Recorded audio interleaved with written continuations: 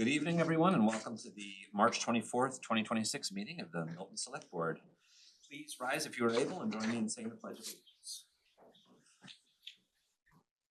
I pledge allegiance to the flag of the United States of America and to the republic for which it stands, one nation, under God, indivisible, with liberty and justice for all. Thank you. Item number 3 on our agenda is public comment. For public comment, we allow 21 total minutes of time and 3 minutes per speaker. I will give a verbal warning if we hit the 2 minutes and 30 seconds mark. I'm just going to set my timer. I will keep an eye on the 3-minute countdown. Mr. Milano will keep track of our 21 minutes. I do believe that we have someone here for Citizen Speak, sir, so I'd welcome you to come and join us at the table.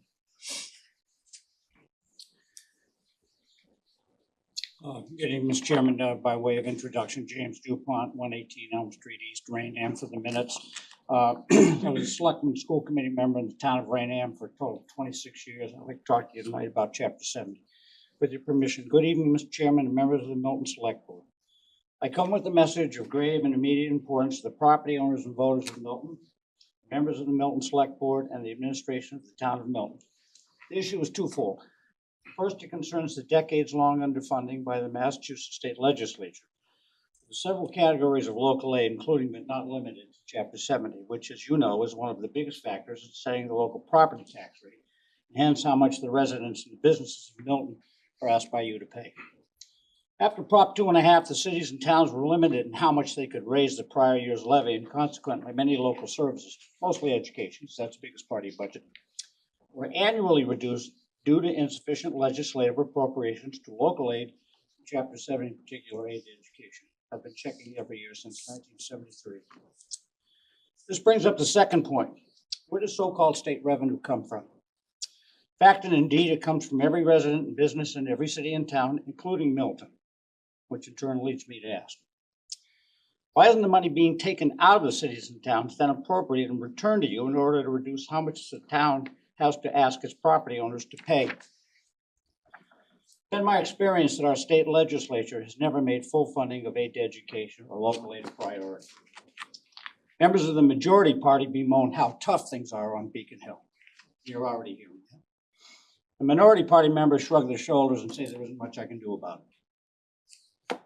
Last year, Rainham's budget process resulted in the failure to pay its requested share of the Bridgewater-Rainham Regional School assessment.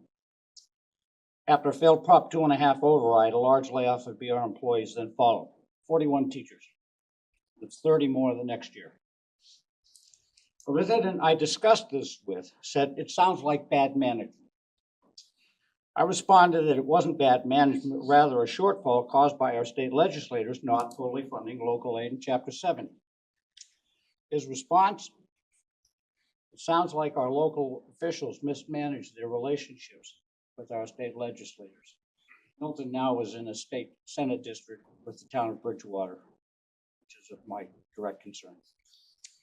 Mr. Chairman, time has come for all local officials, including the members of the Milton Select Board, to demand that their state legislators change their vote on local aid from the current. Here's what's left. Let's change that to what Milton is legally entitled to under the general laws of the Commonwealth. As long as our state reps and state senators are allotted for getting half a loaf, call it for twist, you want more, then the local residents and businesses will be told to make up the difference. And you, not the governor, not the legislature, will bear the brunt of the public's ire. Taxes go up and services go down. 30 seconds left, sir. Just 30 seconds, Mr. Chairman, with your permission. Of course. Thank you. As guardians of the local tax dollar, it's time each of you demand that the legislators who represent Milton vote to fully fund all categories of local aid so that the select board won't have to ask the local taxpayers to make up for another shortfall of state funding by raising taxes or overriding Proposition 2.5.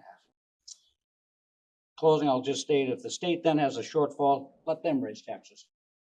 Let them do massive layoffs instead of forcing the town of Milton to do it for them. Thank you, Mr. Chairman. I have a copy of my remarks I'll leave with the board for your perusal at your own leisure, and thank you very much for your time and your attention. Thank you, sir, for coming in. If there are any other speakers for Citizen Speak, if you're online on the Zoom, you can put your hand up. Anyone in the room? Otherwise, we will move along. Thank you. And we do respond to public comment at the end of the meeting, but you're welcome to stay as long as you'd like. Item number 4 that we have is our annual report from Municipal Public Education and Government, MPEG. I know we have a couple of folks here that will come up to the table.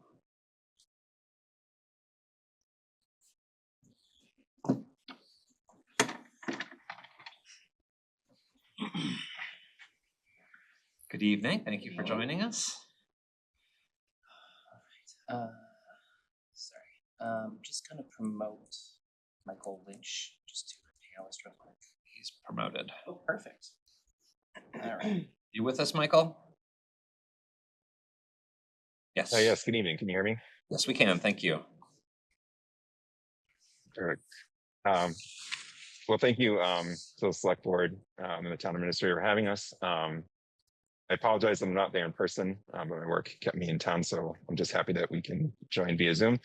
But to just introduce ourselves, so we are Milton Access TV, or Milton Public Education and Government TV. We are the local access TV station for the town of Milton. We're here to give our report. So we just have a brief PowerPoint presentation, and I think Shane, if you could bring that up now, we could start that.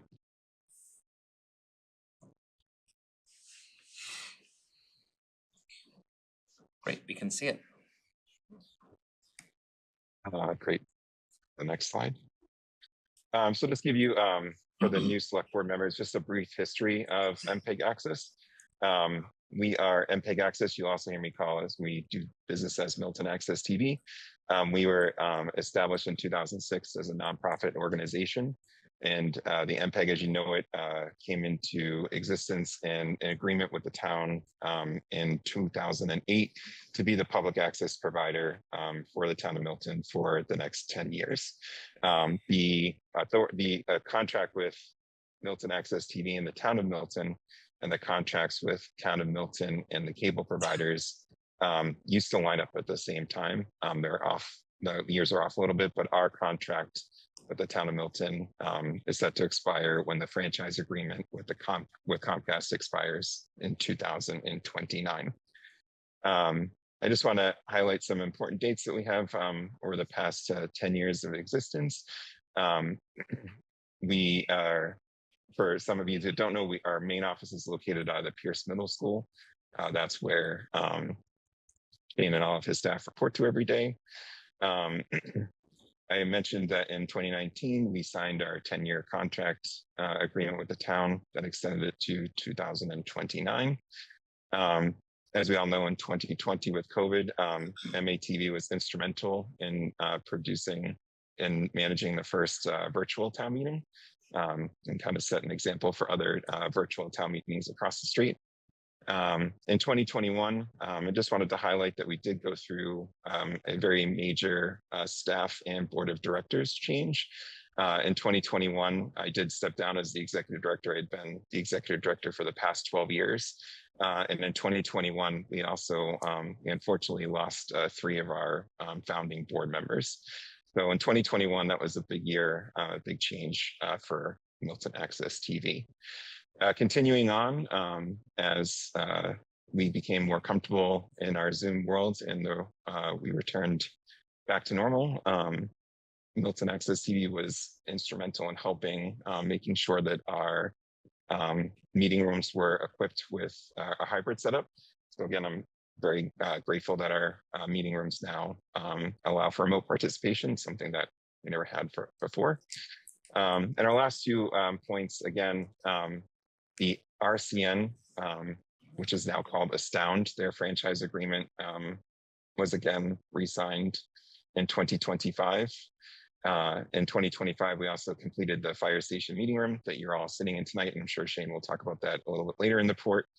And it's about that time in 2026 and early 2027 that Milton Access TV and the town will have to start to prepare to renew the franchise agreement with with Comcast. The ascertainment process usually takes about 3 years. So I just wanted to highlight that we'll be coming into that time very soon. Shane, next slide. And we can turn it over to Becky. So you can see from our board of directors, we have our regular board members.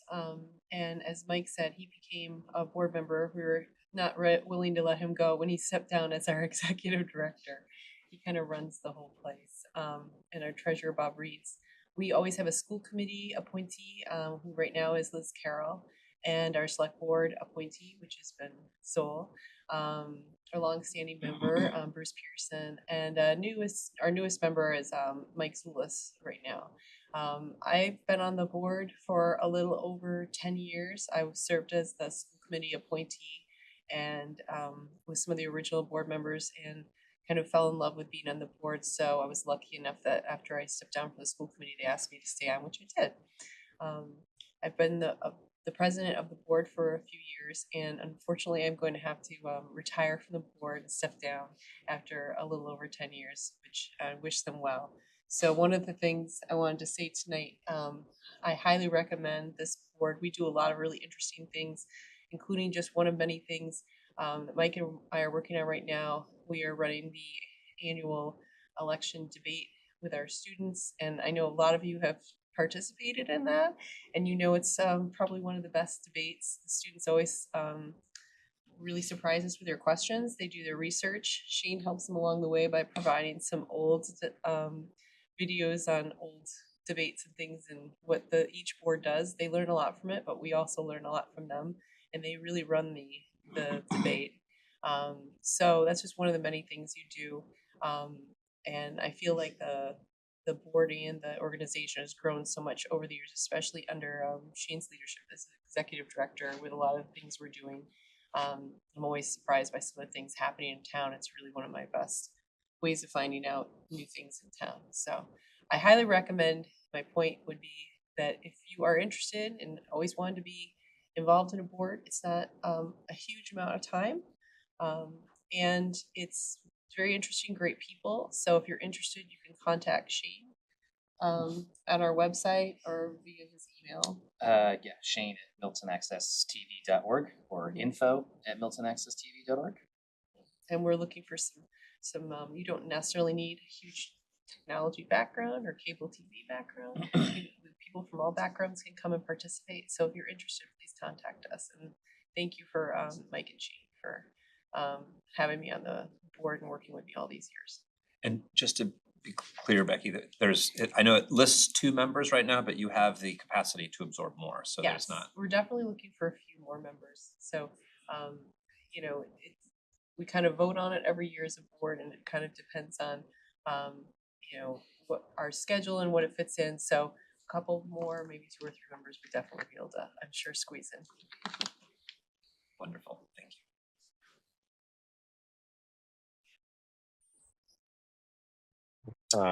And then thank you, Becky, for introducing the board of directors. This is just a slide of our amazing staff.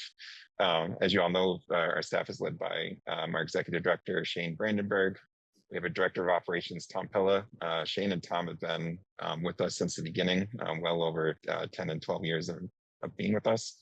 We have a director of editing and programming, Ted Omo, our production and government coordinator and public meeting extraordinaire, Don Doyle in the control room, and our production intern this year is Curtis Collins. We also have, we are audited by DePisa and Company. We have a CPA on staff, which is Green Oak Financial out of Milton. Next slide. And then we do like to report every year. We do have some volunteers that come from our community. Jim Stallions, Ryan Nigerian, and Ryan has also been with us for quite some time. Jackson Long, our sports announcement extraordinaire, and then again, our production intern, Curtis Collins. Next slide. Okay, just as a refresher, so we are the cable TV station for the town of Milton. We actually have 3. So we have TV station dedicated for each one of our content areas. So the government content is on Comcast 8, Astound 3. Our public content is on Comcast 9 and our Astound 13. Our education content is on Comcast 22 and Astound 15. And of course, you can always find us streaming on YouTube, on Facebook, and you can see some of our content on Instagram as well. Next slide, please. Okay, I'm now going to turn it over to Shane, our executive director, who can talk to us about some of the great programming that we have at Milton Access TV. Shane Brandenburg, executive director of Milton Access.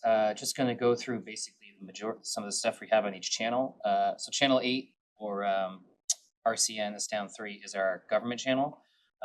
So we have more stuff that's like obviously related to the town. We do have some special programming like the Milton TBW Stormwater Runoff Education Program, where we did work with the engineers of the town to talk about the runoff system that's at the Collicott Cunningham School. Town meeting preview show, which is a great way to get ready for town meeting every year. We cover all the town meetings and special town meetings. We've done PSAs for the town clerk's office and how they're run for office. We cover Memorial Day and Veterans Day ceremonies. As Becky mentioned, the Milton Speaks candidate forums. There is a live election results show from Town Hall, where we have town clerk Sue Galvin read off the numbers from each precinct. And the last year, a lot of MassDOT hearings with Route 28 going on. So we've tried to get as many of those recordings as we can, especially if they're in town, have presentations. There was a town bylaw, I believe in 2020, the years all meld together now, 24 or 25, which expanded the types of meetings that Milton Access posts. So it's all elected boards. So cemetery trustees, park commissioners, board of health, board assessors, and library trustees. We've also done additional coverage at the town's request, such as the Milton Budget Coordination Committee. Sorry, some of these are just too long. You have to acronym them. The Select Board Finance Committee and the Fire Station Building Committee. And just to, go to our public channel. This is all hyper-local content, so anything that's really going on in Milton. We have a lot of new shows in the last year coming out, so we're on a project now, A Year in the Life of a Beekeeper, which is every single month. You see what the Billion Backyard Bees project does, so you know how honey is made, how you take care of bees if you want to do this on your own. I would recommend watching before doing on your own. The summer concert series at the gazebo, East Milton strolls and tree lighting events. We have a program of Revolutionary Milton, which is basically talking about anything related to the revolution, as we know it's 250 this year. So the Suffolk Resolves House, the original drafts of the Declaration of Independence, those types of things. The Take One, Leave One program at Town Hall, which has been very successful video. And we just started the Brookwood Farm series. And we also work with the Blue Hills Ski Resort to do instruction videos if you want to know how to ski or snowboard. And then we still have one of our premier programs, It's All Right with Suzette, who is a local author and interviews best-selling authors. Just a few more shows. We also cover the annual stuff, such as the We Are Milton Music Fest, Milton Porch Fest. We started a new show called Let's Make a Mess, which is a kids-based program, teaching kids how to get off their phone and basically just create, something that's very hard to do these days. Stories and Stones with the Milton Cemetery, which has been a big hit. There's a lot of famous people who lived and passed in Milton and brought a lot to history. Got Blue Hills twice, whoops. And Veteran Stories, we're working with the Veterans Department to do a monthly series on veterans in Milton who served. You may actually see them at Hometown Heroes all over town, so we're actually going through that list. Oh, great. We're trying to get people who are still alive before going further down the list because those stories need to be heard. We also started a meditation show with Derek Crothers at Milloway Meditation, and we also covered the 5th anniversary for George Floyd last year. Last year. And then Channel 22, which is our education. We have our almost 10 years now stepping up to the plate, which is a local sports show, talks Boston sports, national sports, but really focuses on Milton sports. We try to get as many of the events at the high school. So the senior awards, we always do graduation live from Brooks Field. Milton Public Schools concert series, so jazz concerts, band concerts, those types of things. Milton School Committee forums, Milton School Committee meetings, school building committee meetings, finance subcommittee meetings, and first grade and kindergarten info. So anyone who has a kid in the Milton Public Schools, you can find everything that the Milton Schools is doing on our YouTube. Biggest thing for us, sports. You can just see some of our content on our Instagram here on the right. We are very dedicated to the sports program here in Milton. When we were starting to do our upgrades for systems in Milton for hybrid meetings, the next thing we did was make it so we could broadcast HD from any of the games, which has been life-changing. We have viewers from all over the world. We have parents, grandparents from Ireland and other places who watch their kids, and they absolutely love it. We cover the Thanksgiving football game whenever it's every other year, so I believe we're covering it this year. We also did a documentary about the 2023 Wildcats when they went to the Super Bowl and won. And just a few other things. Equipment upgrades. This lovely room. That was our biggest project from 2025. We're very happy to see that everyone loves this room and uses it and requests it. One of, I think, our biggest successes. This was the first new meeting room in over a decade for the town. So we're very, very happy about this place. This also only requires one employee, Sean, versus 2 to run a hybrid meeting versus what used to be for the Blue and the Cronin room. We also have been utilizing AI on our website. There is now a transcript service. It automatically transcribes every meeting that we upload to our YouTube, and it's searchable and by date. We have found it definitely processes longer, so it is more accurate than a Zoom transcript or anything else. And we've just been upgrading other things such as Brooksfield's Wi-Fi so we can have better signal and service. And just to go through hours of programming, so throughout the year, basically the government channel, we are airing about 6,200 hours of government meetings, so board appeals, select board, those types of things. Public, all the shows I just mentioned, as well as PSAs. And education, which would be school committee, any sports, and any info nights or anything at the school system is running. Okay. Michael, would you like to tackle this or should I? Sure. Thank you, Shane. So again, I want to thank our executive director and our amazing staff with everything they accomplished and all the programming that they put out there. And I'd like to now just talk to you about how Milton Cable is funded and the future and what we'd like to talk about. So this chart up here is detailing the Milton Cable TV subscribers. I've kept a track of them since I started back in 2009. So you can see here, cable subscribers are on a steady decline and have almost taken a cliff dive in 23 and 24 with almost a 10% average decline each year. Our funding is made up of 5% of the cable revenues in the town by the cable providers Comcast and Astound. So obviously tracking cable subscription numbers is very important to us because funding is made up. As our streaming entertainment becomes more popular, more and more residents and more subscribers this year are cutting the cord and moving to more streaming services than traditional cable. So I wanted to just highlight the subscription numbers. They're tracked by the state, and the numbers for 2025 will be due out sometime in late April, early May. So we'll be able to see, unfortunately, how many subscribers we potentially lost in 2025. Michael, Next slide, Jim. if I could interrupt, this is Nick Milano.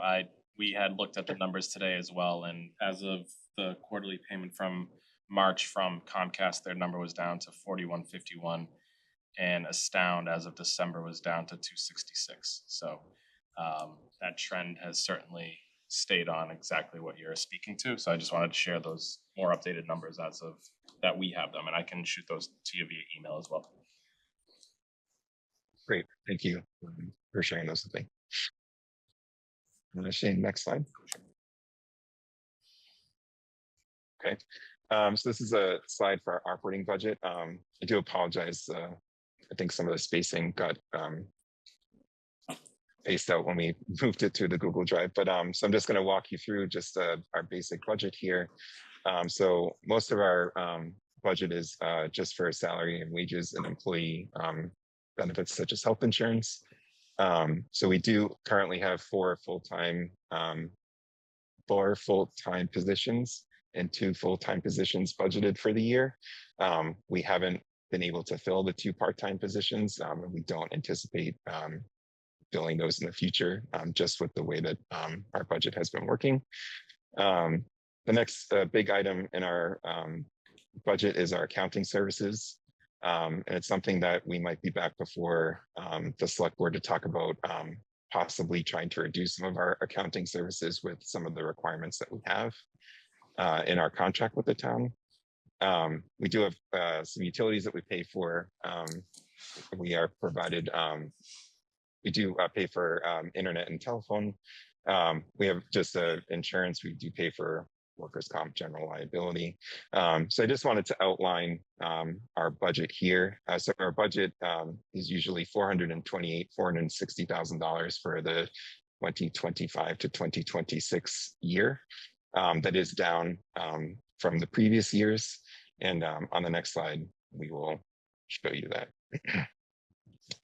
So again, so the budget and funding, we're funded by the cable providers through the town, and the funding goes through the town of Milton, and it actually goes through a warrant article. So some of the residents have seen MATV funding as a warrant article, and that's just the mechanism in which the cable or the MATV can receive the funding from the franchise operator. The gross annual revenue from cable providers has been on the decline for the past couple of years. From 2024 to 2025, we saw an 8.5% decrease in funding. The previous year drop was 3%, and the year before that, our funding was flat. So we're definitely starting to see the decrease start to increase more and more each year. Luckily, from 2013 to 2023, MATV had always had a budget surplus every year from the cable revenues, so we were able to put that into our savings. We're definitely been using that to fund the budget gap. For some internal discussions with the board, we're doing a budget realignment for 2026. Again, I mentioned some things that we are looking to do. Unfortunately, we've had a great executive director who's sort of gone through and been able to decrease the budget items and kind of weed out on the unnecessary purchases. But now we're kind of getting into employee benefits and staff that we might have to start reducing. But the good news is from budget and funding is that through the most recent franchise agreement with Astound, there was some capital funding awarded for public education and government. It was $50,000 over 10 years, so it would be about $5,000 a year. That would certainly help offset if we had to purchase some new cameras or things like that. But our last capital payment was from Comcast in 2020 for $350,000, which has been depleted with all the equipment that we've had to purchase. Next slide. So we're here today. Really what drove our wanting to come in and present our report to you was that there is something at the state level going on that would be sort of helping with the future funding with public access centers across the state. Right now, there are 2 bills that are being introduced at the state level, H91 and S2556, and they are both called an Act to Modernize Funding for Community Media Programming. And again, just some historical knowledge, the 5% gross annual revenues that the franchise providers pay to the towns that they franchise in is based off of the Cable Act from 1984. So in 1984, Cable Act was written when cable TV was coming about, and that was to allow the cable providers to go into the towns and conduct their business. So the way that MATV is funded is based off of this 1984 Cable Act. And I think I can speak freely for everyone, it's time to update that act. It is a federal one. It's been something that has been tried to been addressed at the federal level, but with no success. We have moved down to the state levels. So what these two bills are looking to do is to just level the playing field with the streaming providers. Right now, Comcast pays 5% to have their physical infrastructure in the town of Milton and to deliver their services to our residents. The streaming providers use that same infrastructure to deliver their product to our residents and our viewers and are not subject to the 5% fee. So kind of makes sense to Milton Access TV. We belong to a state organization called Mass Access, which is this, a statewide organization that represents over 200 public access centers across the state. And we see this as a win that could potentially help fill some of that funding gap that we have been experiencing. Bills like this have been submitted before and have been defeated. We know that there are, and Shane has some more accurate numbers on this, but there are more than a dozen states that already do have this type of digital streaming franchise fee on the streaming providers. And I think it'd just be a great time for Massachusetts to join those other states. So I wanted to kind of give an intro to the future funding slide and why we wanted to come tonight and possibly see if the select board want to support those two bills on behalf of Milton Access TV.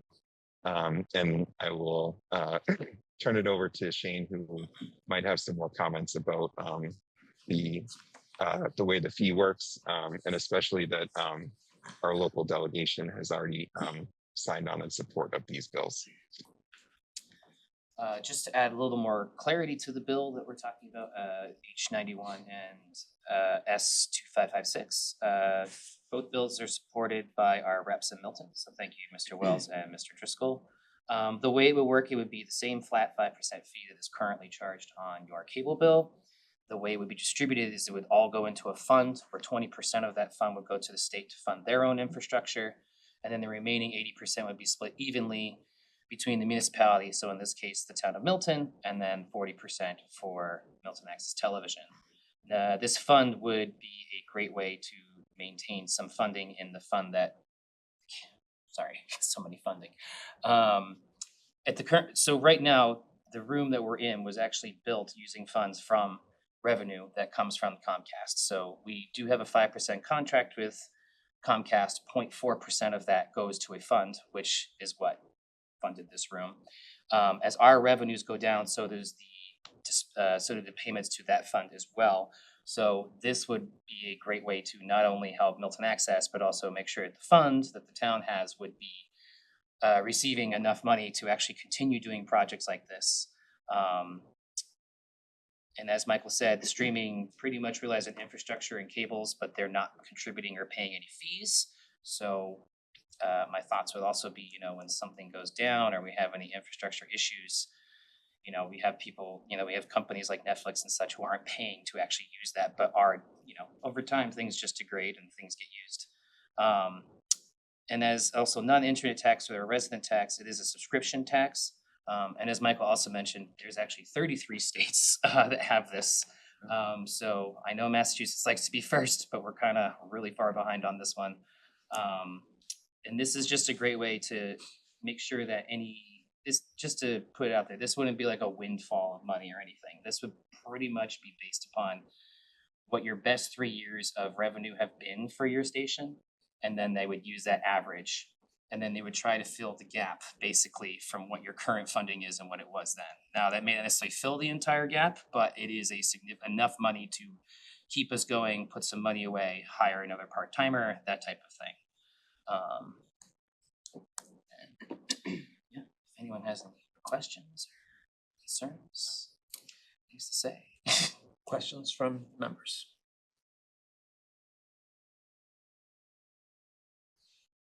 I'm trying to get through the future funding.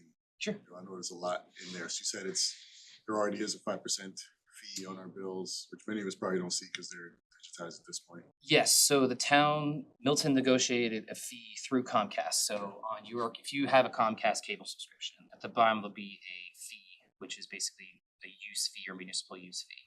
So the town of Milton collects that 5% from Comcast and then gives us our predetermined and agreed upon fee, which is 4.6 of that 5%. So, and then as I said, that remaining 0.4% goes to a fund which can be used for any sort of IT infrastructure types of things. The broadband committee has pulled money from there. As I said, this room was funded with that fund as well.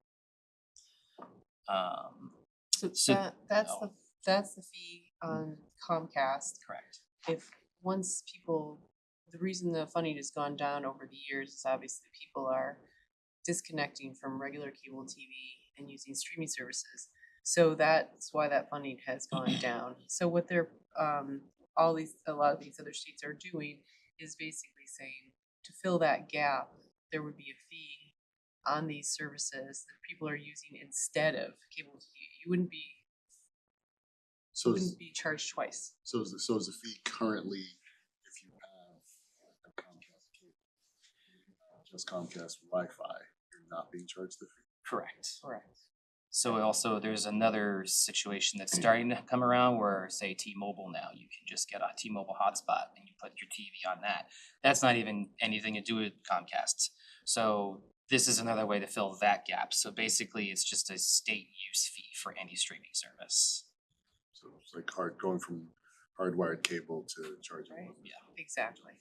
Verizon Fios did a huge rollout in the last year and a half, 2 years in Milton, where they had a very limited internet option, but they put Fios throughout the town. So that was an example of Verizon coming in, offering only internet, not offering cable, and therefore they don't have to, their subscribers aren't charged the fee either, even though it's, it's Fios, but it's just internet, it's not cable. So they're not charged it at all.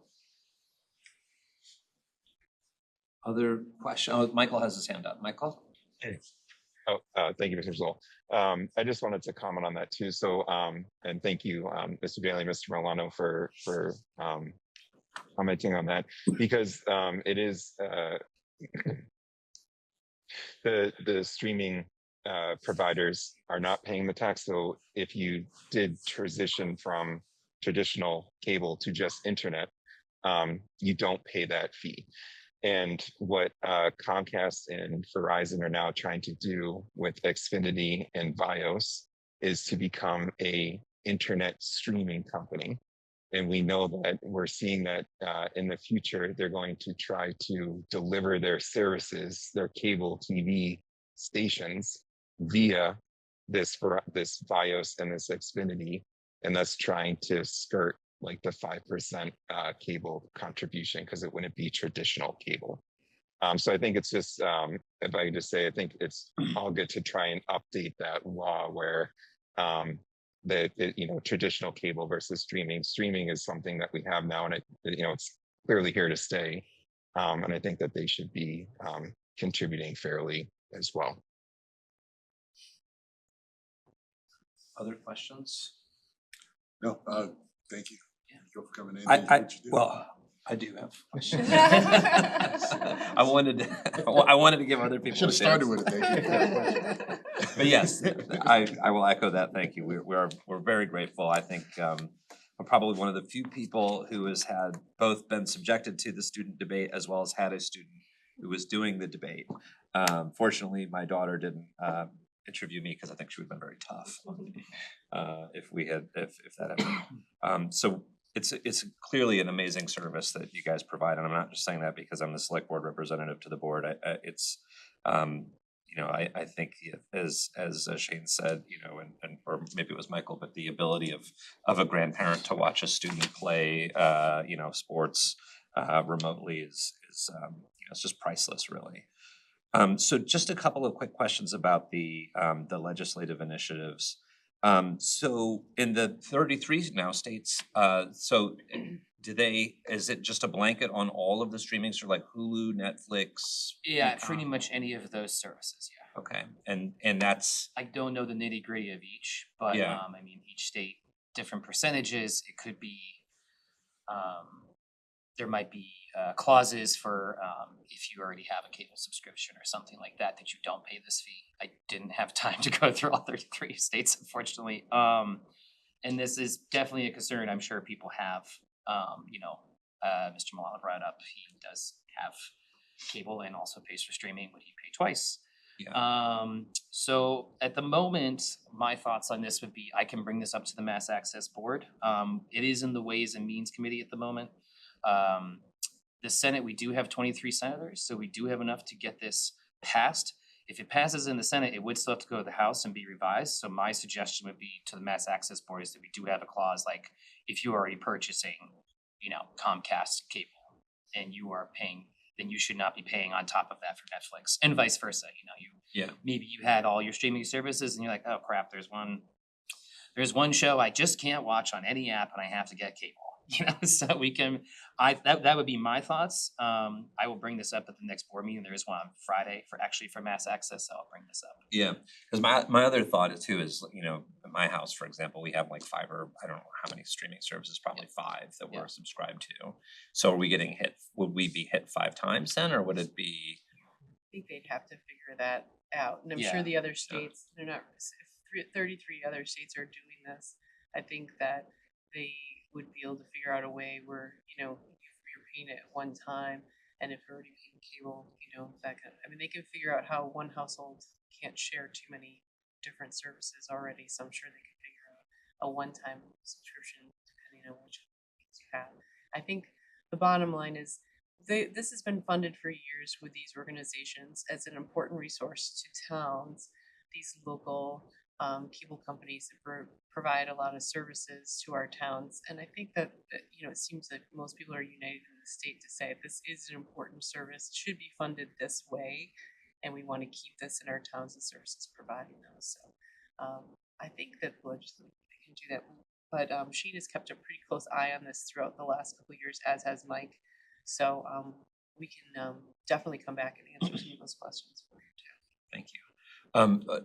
One other question too. So we also have Representative Fluker Reed that serves the town. Do we know? I have reached out to her office. She said she will be just going to the House Ways and Means. We write her every week. Okay. So we email her, we call her office. I would just like to say we're very grateful, as Mr. Wells always been a friend to Milton Access, but also signing on for the House bill, and then Mr. Driscoll, Senator Driscoll signing on.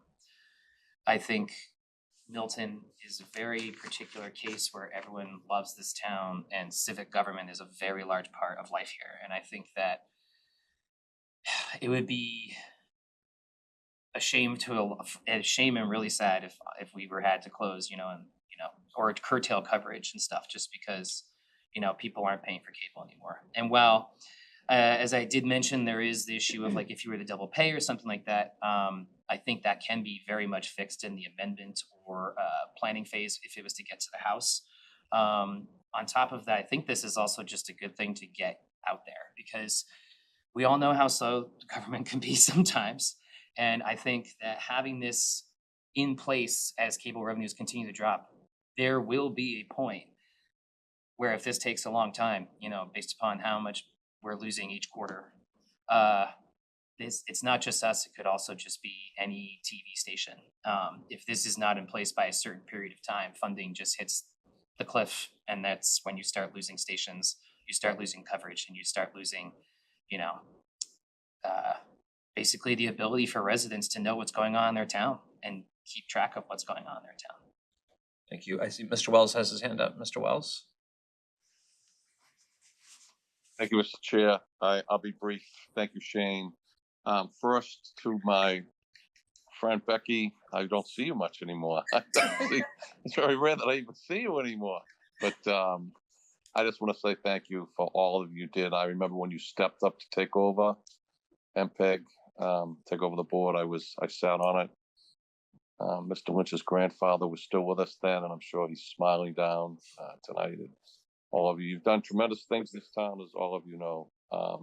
And to Shane, to your point, Bolson are just going, and I'm with Representative Foucault tomorrow. I will mention this to her. But the fact that I have not followed this, I don't sit on TUE, the Technologies Energy Utility Committee, but I'd say the fact that it's at Ways and Means probably means there's a good chance. You are correct. Everything you've described today is the reality of where cable TV is going today, and how high-speed internet has kind of become the thing. So you're correct, Shane, that if we don't act on this. So I just want to say thank you very much to both of you. And as I am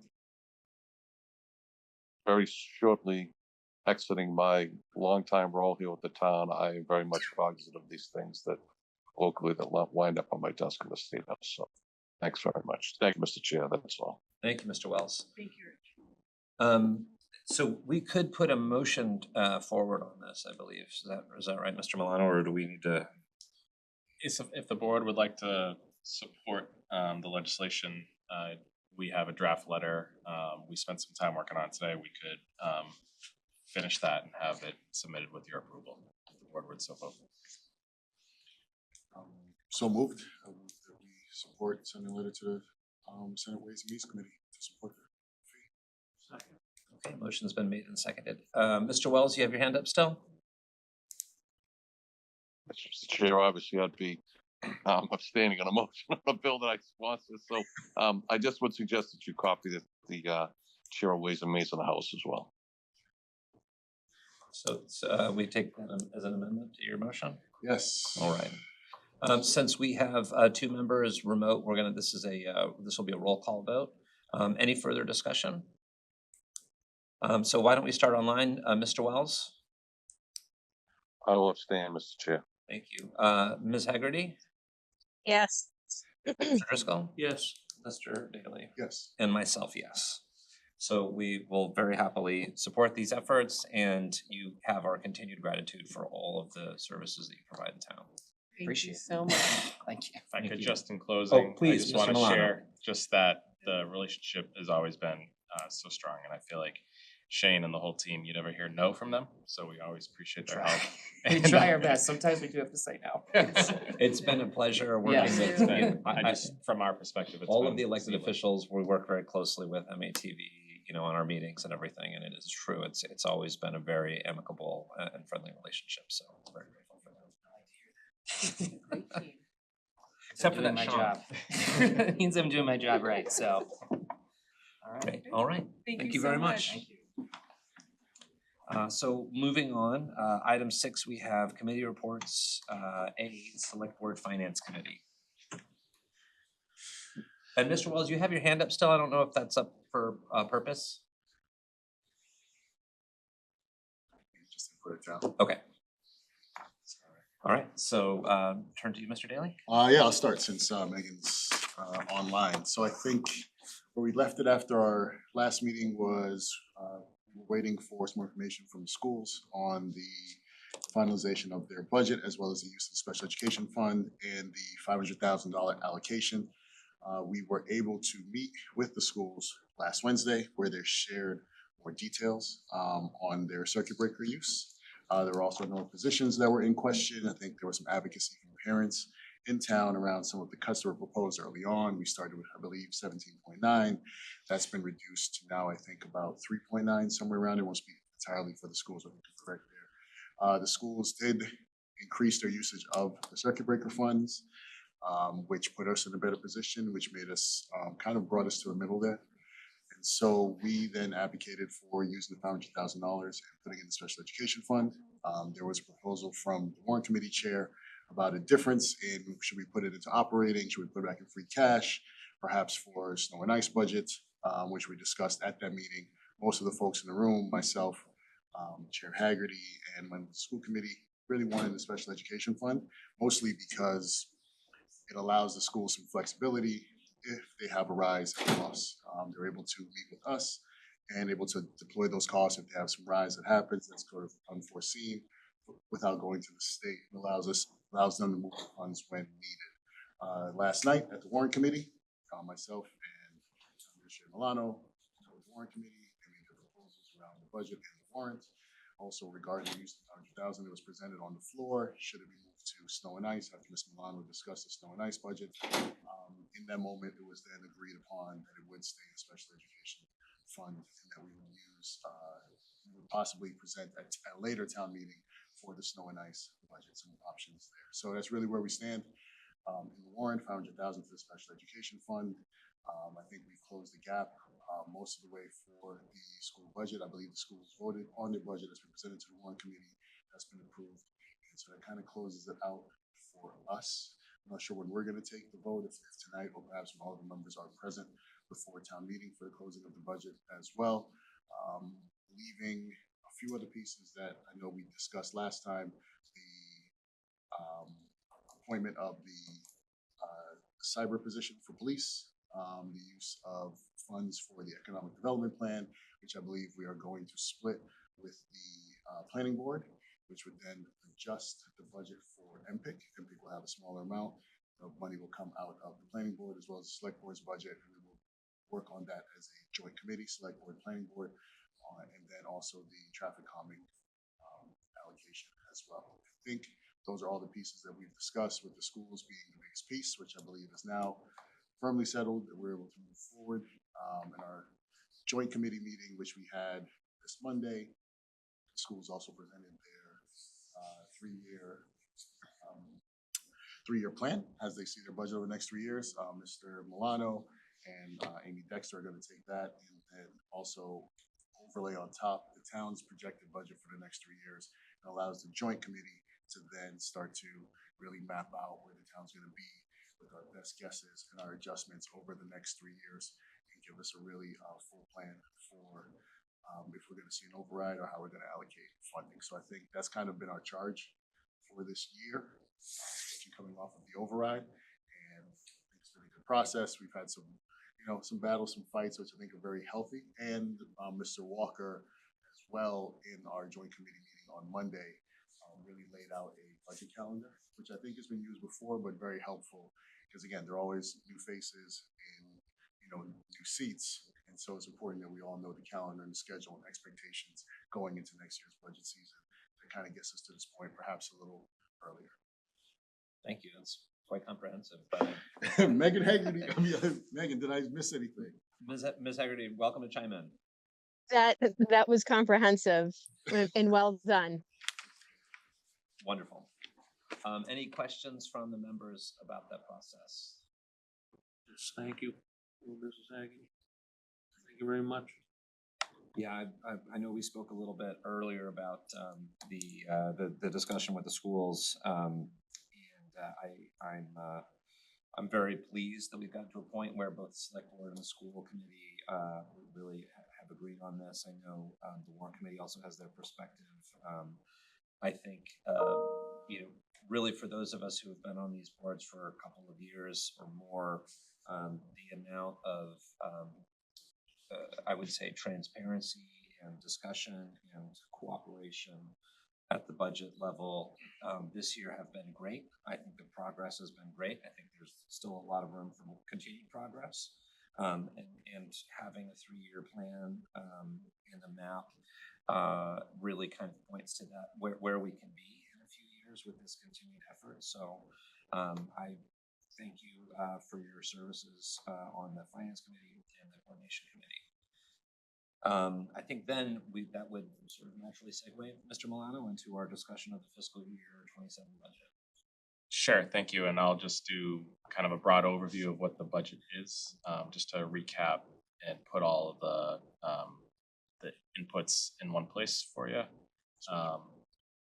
So overall, the fiscal 27 budget is recommended to be $155.7 million. We've talked a lot about the various revenue sources. Appreciate the public comments earlier about state aid, which we have at $19 million this year.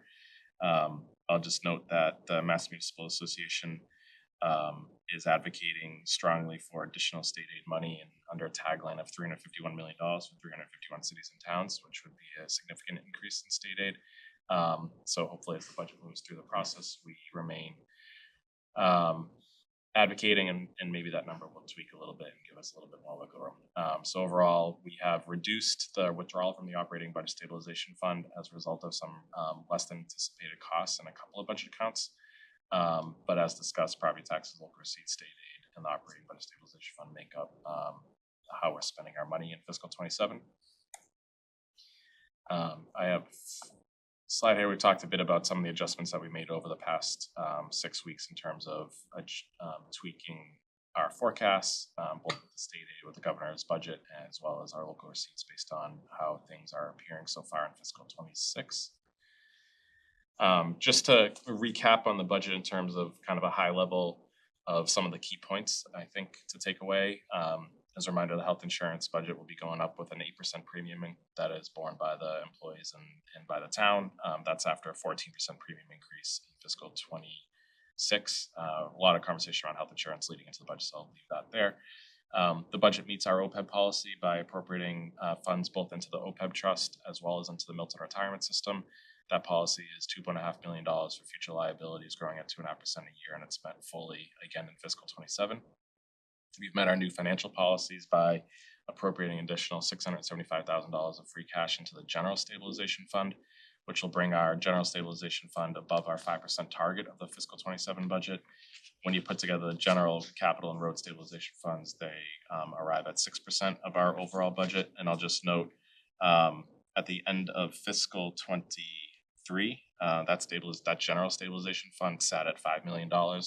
So over the last couple of fiscal years, through infusions of free cash when we've had it, as well as significant investment earnings of close to $400,000 2 years in a row, we've been able to carefully raise that balance and buttress the town's finances by building that stabilization fund, putting the town's budget on firmer financial footing. It's credit to you, Mr. Milano, and a lot of your work. It's just making sure we carve it out and we do it when we have the free cash with which to do it. So I appreciate those comments. And just in terms of the management of the funds has been a credit to the treasurer and making sure we're maximizing what we can there. We've also set aside additional funds for future fiscal years by appropriating $1 million free cash into the operating budget stabilization fund. Supports town and school capital needs by appropriating $1.2 million in free cash to capital. We also have, the debt service budget as well that's supporting additional capital purchases.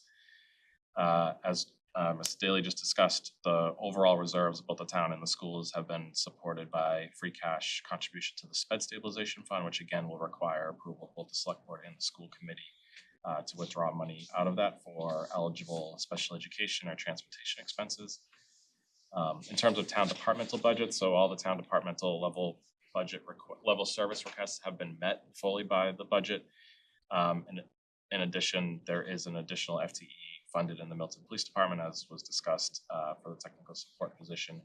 And there are several one-time projects that we wouldn't consider recurring costs, but are one-time expenditures of funds in fiscal 27. This just shows a summary of the expenses. So the school budget is going up by 3.76%. Blue Hills Regional is stabilized at about even. Our shared expenses, which includes, capital, health insurance, retirement, OPEB, general insurance, consolidated facilities, are going up at slightly more than 3.5%. The town departments, year over year, are increasing by 6.5%. But when you pull out one of those one-time expenses and include just the new police position, it's about a 4% increase year over year. So outpacing the school department slightly there. First time for everything. I'll speak more to that in a moment. Again, we talked about some of the changes that we've made over the past month in terms of debt service and health insurance. I'll note that our general insurance budget, we've realigned that. We've just been a little conservative in that and over budget, and in the sense of budgeting more than we need. In addition, we've had better than recent year experience on workers' comp, and some higher workers' comp claims are rolling off. So we're experiencing a significant reduction in our premium for workers' comp coverage, which is great, which is contributing to our ability to reduce that budget, as well as being part of procuring insurance through Maya, which is our insurer, which is a branch of the Mass Municipal Association. They are returning money to cities and towns this year, just acknowledging some of the budget pressures that we're all under. Just in recapping some of the additional expenses that are happening this year. We talked about the police department position. We've increased health insurance budget to potentially accommodate additional benefits for that position. There's a one-time increase in the DPW budget for fiscal 27 for the traffic calming plan that we've been talking about that we'll hear from Marina and the engineering firm on our April 7th meeting. That will supplement an existing $80,000 appropriation for traffic engineering services. As Mr. Daly mentioned, the Select Board and Planning Board will have a $25,000 appropriation in each budget to support an economic development plan, which is a shift from where we had been at our prior meeting where I had planned to put that appropriation with the master plan committee, and just in conversations the past couple of weeks, I've changed that and made a revised recommendation of pulling it out of the master plan committee, which will still have a small appropriation, but leave the economic development plan funding with the select board and with the planning board. And then in terms of 2 one-time free cash appropriations, first for the building department, $50,000 for additional hours for part-time inspectors and employees in that department as we're facing and going through significant growth around town and all those projects kind of happening at the same time. And then secondly, the $35,000 from free cash for the planning board for their zoning codification work with zoning bylaw recodification work with KPL. So those are the one-time expenses that are contributing to the jump in fiscal 27 for the town budgets. And then just a summary of the proposed use of free cash, which has been kind of covered throughout, but the elections budget, which was appropriated in the fall, a town meeting, capital, as I mentioned, general stabilization, wage set aside, I have not mentioned, but that would be any potential retro payments for collective bargaining agreements for town unions as those contracts expired on June 30th. So that money is in the fiscal 26 budget. If we don't reach agreements with the unions within fiscal 26 budget, that money would go unspent. So it's a free cash appropriation in the next year budget in case that happens. School reserves, I mentioned, operating budget stabilization fund, and the additional town departmental free cash appropriations. And then lastly, in accordance with the new financial policies, we're going to leave 10% of free cash not appropriated. In prior years, we would appropriate that somewhere, but in keeping with the policies to just start the next fiscal year with at least a baseline amount of free cash that has the policies been met, and those are the free cash appropriations. I just want to note that the Globe has a story today about the challenging budget cycles that cities and towns are facing, and the number of overrides that are happening, and just it's been a challenging budget year. It's not going to get easier over the next couple of years, but Arlington's looking at a $15 million override that they say would fund their budgets for 3 years. Brookline's looking at 18.6 or 23.25. Granted, those are bigger communities, so the bigger price lines. Price tags, Winchester had an $11.5 million override fail on Saturday by less than 300 votes. So again, just the support of the taxpayers in the past couple of years, we're trying to carefully manage those funds, try to make those funds last as long as we can before we revisit the override conversation. But that all trickles back to the Milton Budget Coordination Committee work, where we're trying to nail down that long-term forecast to provide residents and taxpayers that insight as to when we expect to have more challenging budget conversations. And it's been a tricky time for municipalities, and it will remain. So hopefully advocacy at the state level on state aid, potential growth is happening, but just these are the things that we're dealing with and not what other communities are facing. So I just wanted to share that as I just noticed that today. That's really all I had on the budget, Mr. Chair. Thank you. Questions from the members? Well, everybody's so quiet today. Interesting. I just a quick note. So I think in terms of the split for the select board and the planning board for the economic development plan, I think that's a great solution to. I know that caused a little bit of consternation, and I would just note I don't see that impacts the work of the master plan committee at all. I think they can still continue their work. They could go to the select board or planning board if they feel like they need funds to do that work, or if they'd like to participate in it or recommend work. So it doesn't really change the game. I don't think that there at all. It's an appropriate split. So I'm glad that we came up with a solution there. Mr. Driscoll. Are they working on a plan too? Is that what I got out of that meeting they had a week ago? No, I should address that. So we had received an earmark several years ago for economic development work. So we started doing some work. And then with departure of employees and limited capacity, we did not complete that. And the state would not extend that earmark for us. So the money went away at a certain amount of time. So there has been work that commenced, stopped. Now we need funding to finish it. So what this $50,000 as proposed would provide funding to complete or continue work on an economic development plan. The question is, what kind of scope do we need, do we want to do, and what do we have money to support? Because the additional work that was kind of underway would be significantly more than what's available. So what this would do would give funding, set it aside to continue an economic development plan approach. We would just need to fine tune what that scope is going to be between the boards and complete it from there. Are they on board with this? I spoke to the chair and she said, thank you, and we can consider it our meeting on Thursday. So I don't want to speak for the planning No, board. but they're aware of it? Yeah, no, I shared it with the chair and mentioned it to her again when I saw her last night. Because when I watched that meeting a week ago, our best taxpayer is the utility companies. Correct. They don't complain. We don't have to plow snow for them. And they pay the most out of everything. You know what I mean? No, That's what I learned out of that meeting. The utilities, extra space storage, and then you hit full village, and those are the top Extra taxpayers. in town. spaces, yeah. Yeah, but it's just, I really learned a lot from that meeting. Yep. No, we've unfortunately for us to not have been able to complete that is the problem. So now we're trying to start over, get the funding in place, finalize the scope, a scope that makes sense as we described, having that first conversation with the town and residents about economic development. And the answer could be great, do more. The answer could be no, do less. So I think that's the conversation that everybody's interested in having from what I've heard. My conversation with you, there's 3 vacant storefronts in East Milton, right? Sure. And there's 2 on the Parkway. You know what I mean? I'm just saying, there is empty storefronts. Sure. And so there's opportunity for people to start up businesses right now.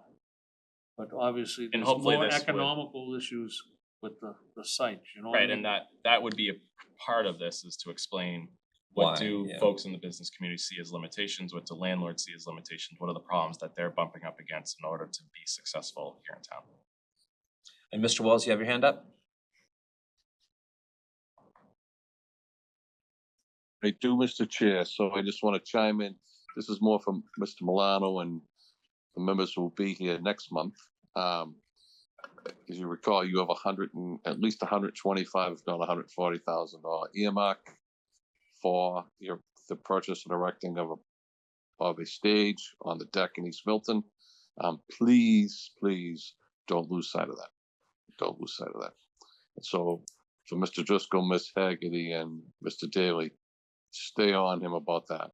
That it could actually be an extra $100,000 and they're on top of it that we're trying to figure out now. But that money is there now to be spent, and that summer will be here again in good weather before you know it. So please don't waste that and get on top of that. Thank you. Thank you, Mr. Wells. I had forgotten about it, Mr. Chair. As you're going through all this money, these things, it popped into my head. So I know he's got a lot on his plate. You don't want to lose sight of this. When the muse strikes, you gotta listen.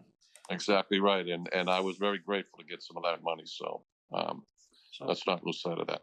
Mr. Zoll will be able to play on the stage next.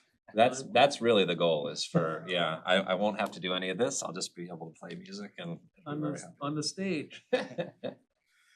To add something to Member Driscoll's Mr. Daly. comment around our partnership with the planning board. The economic development plan, I think, also connects well to the housing production plan, which would be the select board, planning board, and the affordable housing trust. So with that and the MPEC, I think we have a lot of good collaborations happening. That's about economic development and kind of how we see things laid out in the town. So hopefully good things to come. Well, the way your financial group hit it off, Yeah. hopefully the other. Of course. Hey, look, it's always rough in the beginning, but we get No, there. I know. We get there. That's what we aim to do. I just don't want another plan to come about. And Just then- doesn't and come sit on the with- Yeah, shelf. just sit there. Absolutely. Yeah. We don't do plans that sit on the shelves anymore. Hit the ground running. Yep. I think then we can move on to the capital budget unless there's another question, or is there anything? No, on the nothing to capital report there, budget? should Okay. take that up. That's fine. Moving on to number 9, you're going to give us Mr. Milan, I believe you're gonna give us a quick update on our subsidized housing inventory and ongoing projects there. Yes, I shared in the packet, the current subsidized housing inventory. I put together an overview of what that actually is, and I'll walk through that now. The issue with the subsidized housing inventory as the state records it is, there are projects on there that aren't on there permanently yet. So when you look at those numbers, you have to kind of pull out what is on there and finished and what's kind of still in progress. So just to set the stage briefly, because there's always a little bit of sometimes a confusion over what the terminology is. So there's safe harbor is sometimes can be confusing. So there's permanent safe harbor, which is if 10% of your housing units based on the 2020 census are on the subsidized housing inventory. That means no 40B developer can propose an unwanted 40B project. There's also a general land area minimum, which is a very complicated calculation that I don't believe any community has successfully argued for. But the 10% metric is the one we typically try to work towards. And then secondly, there's a temporary safe harbor where if you have an approved housing production plan and you permit at least 0.5% of your housing units in new SHI eligible units per year, then you're eligible for temporary safe harbor on a year-by-year basis. But that only happens if you have an approved housing production plan and if you permit new projects. So any projects that Milton already has that's been permitted is not going to count towards any kind of temporary safe harbor.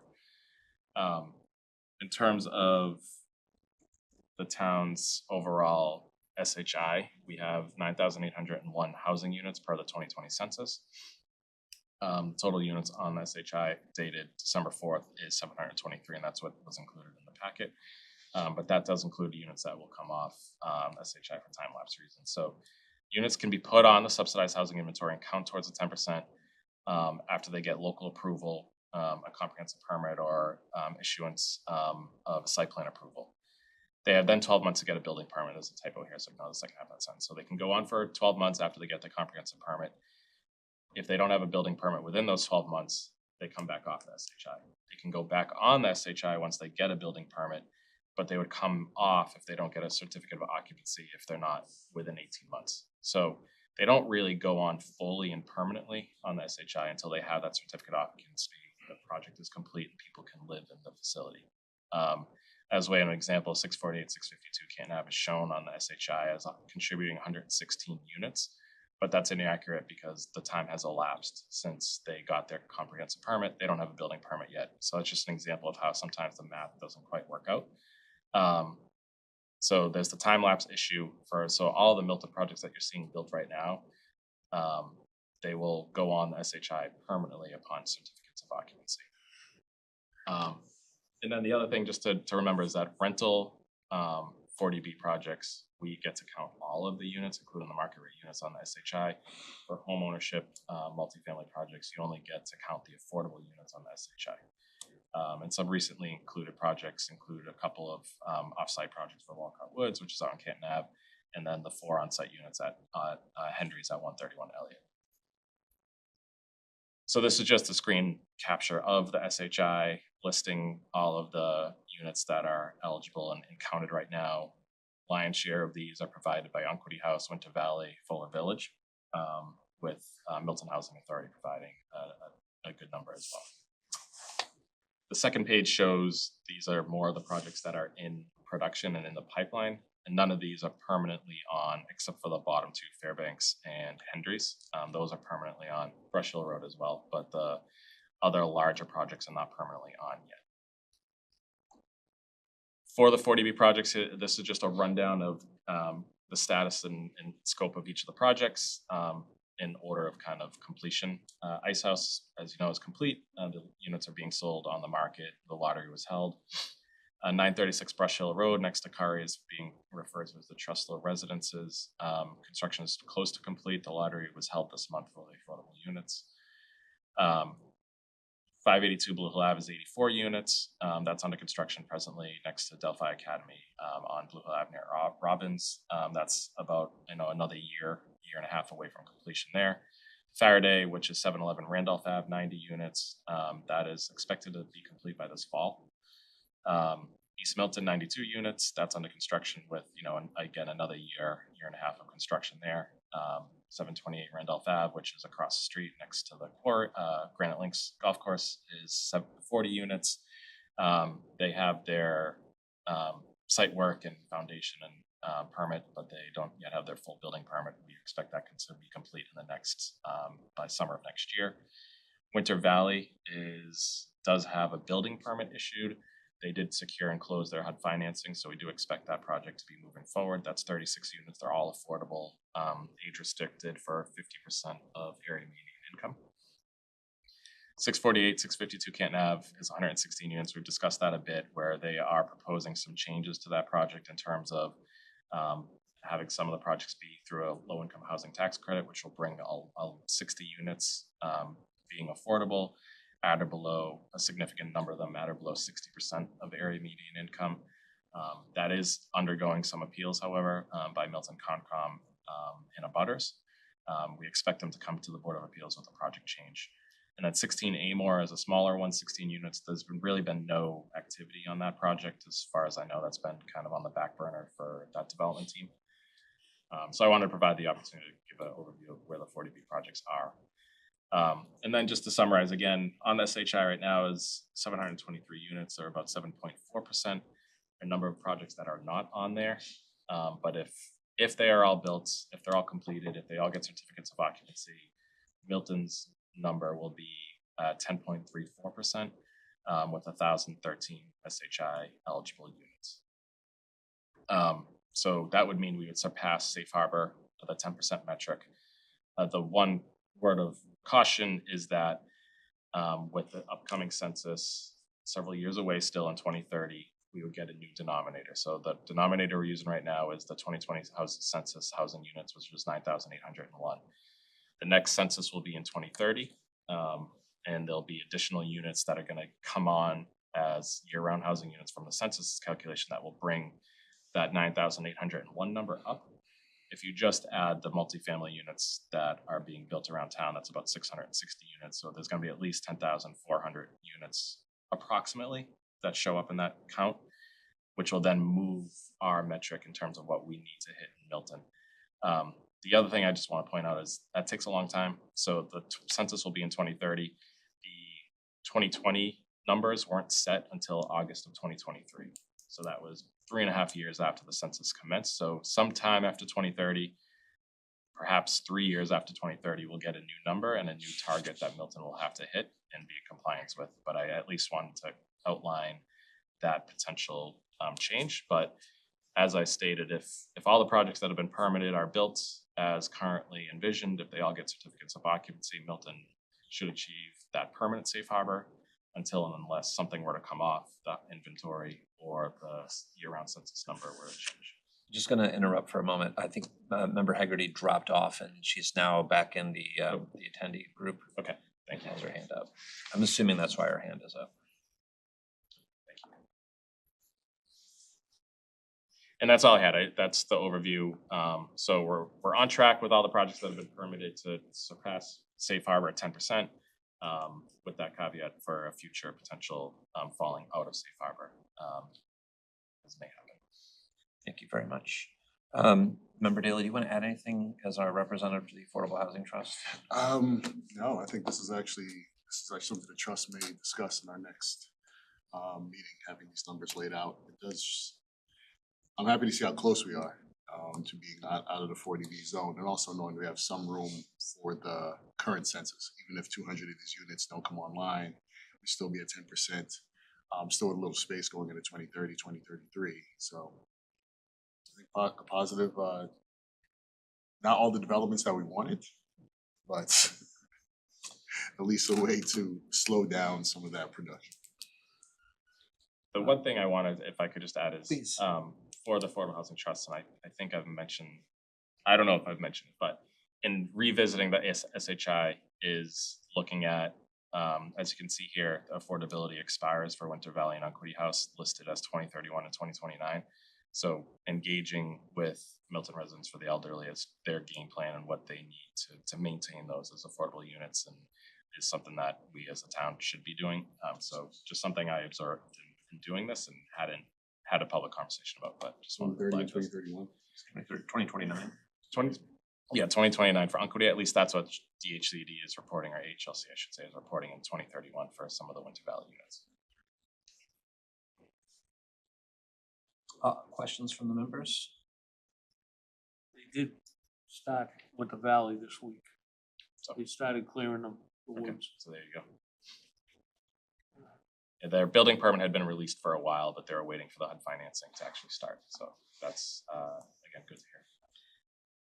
So I know this is obviously a topic around town, the 40Bs. Can I ask for if you could just explain, Mr. Milano, since we're on track to be over our 10%, if everything is built, is it still possible for someone to come in with a hostile 40B? Yes, because the 648, 652 Canton Ave project is providing 116 units to the SHI, that becomes the critical project. So we don't need to wait for that project to be occupied, but it will, for those units to count, they won't count until they have a building permit. So Milton remains we're on track, but we remain susceptible to an unfriendly 40B proposal unless we can either temporarily or permanently hit that 10% mark, or alternatively have a housing production plan and hit those yearly annual production targets. Other questions? Okay. We're gonna move along then to item 10, which is the town administrator's evaluation. And I know that so there was some discussion about this last year when we had basically we kind of just discovered that we were doing an evaluation of you and asking folks that had not really had much of an experience working with the town administrator to do an annual review, and then also asking folks who were no longer on the select board to provide. And so as we know now that we're trying to alter the schedule a little bit, so I'll turn, just with that sort of preamble, I'll turn it over to you, Mr. Milano. Yeah, sure. Thank you, Mr. Chair. So I provided the materials that we used last time in the packet. If there are any changes to those, obviously we can do that, or you can use what we've used previously. I think it may be what we had talked about previously was having a schedule so thereby the next review after this one will coincide in December of 2026 as the select board.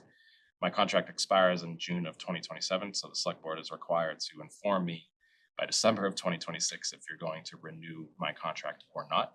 So that timing would work well to have an evaluation tied to the select board making a decision on whether to renew my contract or not. So it would provide, again, bringing forward, working backwards from that, having an opportunity to do an evaluation now with this board that we've worked together for a year, that shift off the fiscal year a little bit. So it's not new members or past members who are no longer on the board. So I think it would be logical to do it over the next few weeks. So the process would be for members to fill out the evaluation, submit it to the HR director. The chair would then review all of them and develop a kind of a comprehensive evaluation that would then be the public document for sharing with the full board and the public from there. Comments or questions from the members? One, so that would be the four of us outside of Mr. Driscoll, or has he been here long enough for this period as well? I am fine with him participating. I think 4 months, 5 months is more than enough. I would include Mr. Driscoll. I would just ask for just a word version of it. I don't think I have that. Okay, yes, we can distribute that. So, yeah, if there's no objections from the members, I'd like everybody to try to, we have a meeting on the 7th and we have a meeting on the 14th. So I think if you could get your comments in prior to the meeting on the 7th, then I can, well, let me work with the timing here. So in order to present the findings on the 14th, we wouldn't have to meet before that, though. We could just, yeah. So if you could get your comments in before the 7th, that would be very, I would just ask that you do that for Mr. Milano's sake. And then I can meet with, I think I would meet with Carla and review and assemble and present to the group, to the board on the 14th of April. Member Hegarty. I just want to note, I think this is a good idea for us to get this done in advance of new members coming on board, and it's one of our primary responsibilities as the select board to provide feedback to the town administrator on his performance, and also one of our responsibilities is the hiring of the town council. And somewhat related, my question is whether do we have to submit a review for them anytime soon? I'm just thinking of while we're at it, do we need to submit anything on KP Law before we have changeover on the board? October. So we hadn't considered or talked about any kind of a evaluation form for KP. Okay. They have been invited, are available, and plan to attend the select board meeting on April 14th. Okay. So Darren Klein Okay, great. and then Carolyn Murray, who's been assisting the planning board, will be here on the 14th to provide an update Okay. and to check in. Okay. Great, perfect. That answers Thank your you. question. Thank you, Ms. Hegarty. Any other thoughts or questions? Okay, your homework has been given. Mr. Milano, we have a update on the RFP for the East Milton Fire Station, 525 Adams Street. Yes, thank you. I included, again, the draft in the packet for members. If there are any suggestions, comments, edits, we're all ears for those. We did share it with the planning board as well. It's on their agenda for Thursday for any feedback that they may have as well. We are waiting the delivery of the appraisal report, which is scheduled to be delivered on a week from today, a week from tomorrow, April 1st. So we'll have the appraisal prior to the select board's next meeting, as well as some additional comments from others. But any comments or questions from board members, please share them with me now, or send me any comments that you have in the document itself. So, and we're going to wait obviously on the appraisal before we put the RFP out. So we still have we still have a few days to submit questions, but does anybody have anything immediately for Mr. Milano on that RFP? I only had one on the deposit or lease fee. We have it at $5,000. The greater of 10% of the proposers offered purchase price for $5,000. If a lease, a non-refundable fee of $1,000. Both of those sound pretty low to me. I just wonder if those are considered standard. I wouldn't think of, we're talking at least, some millions of dollars in a purchase price and a few thousand, I assume, on a lease. Those don't sound like large enough amounts to prevent a break or someone walking away. I agree with that. I don't know that. How are we pricing the risk of someone walking away? I don't have a good answer for that in the moment. I can do a little homework and research as to what other communities have done kind of in similarly situated positions with a smaller site, and see where that takes us. And then we can also see what the appraisal report says in terms of potential lease and proposed fair market value, and do it further that analysis based on that. But I don't have a good number, and we can do some homework and work around on that a little bit before the next meeting. Thank you. I think if you wanted to, obviously we'll get the update on the appraisal, and then that I think we probably want to tweak a little bit then the RFP. But no, any other questions or thoughts on the RFP? No, I'm fine with the scope, purchase, and development plan. I have questions on that. Okay. We have a couple of days to still look at it.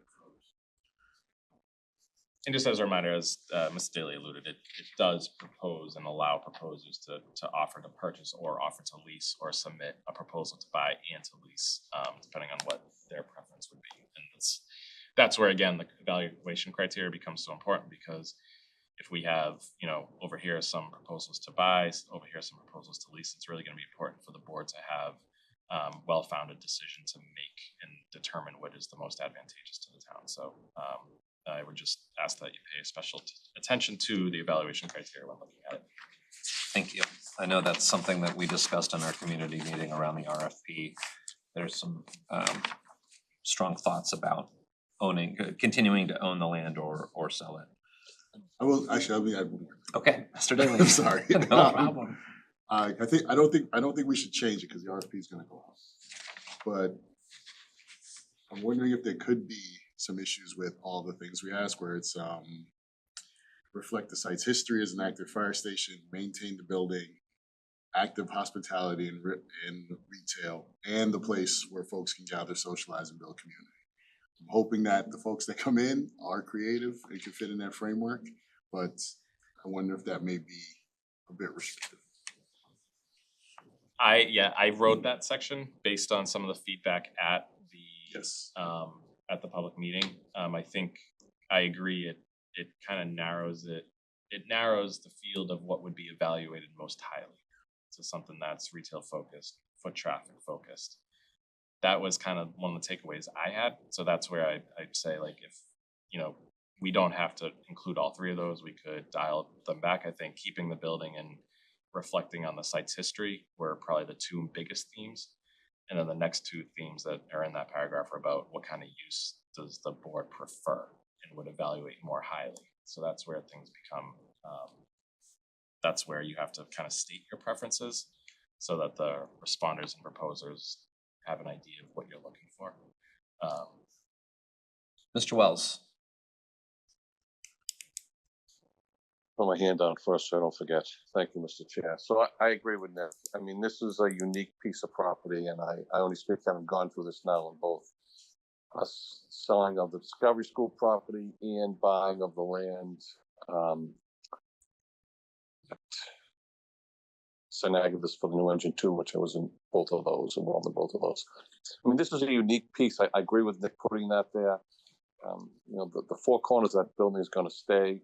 And I think that if someone's going to Mr. Daly's point, if someone's going to have to come in with an idea, they're going to have to be unique in what they do with it and how they propose to lease it, as well as meet the monetary value that we need of it. And then not to harp it again, we borrowed $900,000 to fund, or $900,000 already to fund the purchase of that piece of property. So that still lingers out there. But I think we might be surprised at what we get. I don't know if any of the members saw this, a recent Globe article on the unique development or redevelopment of many old fire stations similar to this across the Commonwealth. So Forwarding on this Globe article.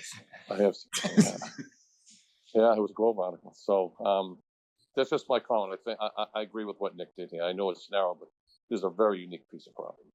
That's all I have, Mr. Chair. Thanks. Thank you, Mr. Wells. So I'll encourage the members again to have a look at the RFP. Send other thoughts or questions that you have to Mr. Milano. And then we'll have this on our agenda again on the 7th with the updated version, hopefully to approve. Mr. Milano, do you have any updates for us on the town meeting warrant for May 6th? So as described in the budget, so the budget articles have all been finalized now, as I outlined before, and as Mr. Daly alluded, the stabilization fund warrant article does include a $500,000 payment or contribution to the sped stabilization fund. So that's all been finalized. The board is either under this agenda item or on agenda item 7 should vote to recommend the budget articles or the fiscal 27 budget. In terms of other warrant articles, the warrant committee met regarding the sign bylaw with the chair of the planning board, Meredith Hall, as well as our planning director, Liz Manning, on Monday evening. They did recommend approval of the sign bylaw as presented. The public hearing for that will be at the planning board's meeting on this Thursday. So an opportunity for the public to speak to it. and the planning board to hear that, but warrant committee did recommend the sign bylaw. The historical commission did vote last night to withdraw their warrant article, which is the last warrant article in the warrant about the definition of demolition in the historic bylaw. They were looking to expand that definition. They've asked to withdraw that article, so it'll come out of the warrant. The final warrant will be on our agenda on April 7th for approval prior to going to printing. But I would suggest that the board vote to recommend the budget articles based on the FY27 budget as recommended by me, I guess. On the fiscal and the capital? Yep. Would anybody like to make that? Mr. Wells, you have your hand I up? make that motion, Mr. That's why my hands up. All Mr. right. Chair. I make the motion as described by the town administrator. Second. All right, motion's been made and seconded. Any further discussion on this? We're in a roll call with our remote members, so Mr. Wells, I'll start with you. Yes. Ms. Hegarty, Yes. Mr. Driscoll. Yes. Mr. Daly. Yes. And myself, yes. So you have that, Mr. Milano. Then we also have the annual town election warrant, Tuesday, April 28th, 2026. And that's prepared. It's in your packet, prepared by the town clerk, prepared for approval by the board. I will take a motion on that. So moved. All right, motion's made to approve the annual town election warrant dated Tuesday, Second. April Second. 28th, 26 by Mr. Daly, seconded by Mr. Wells. Any discussion on this? We will, again, roll call vote. Mr. Wells, let's start with you again. Yes. Ms. Hegarty, Yes. Mr. Driscoll? Yes. Mr. Daly? Yes. And myself, yes. On item 14, discussion of onboarding new select board members. I will look to the others here. Although I will say, I volunteer as tribute if the members think it's helpful to have a former select board or recently departed, at least from the select board, not from the planet, select board member help in any way, I would be happy and honored to do that, if that's useful.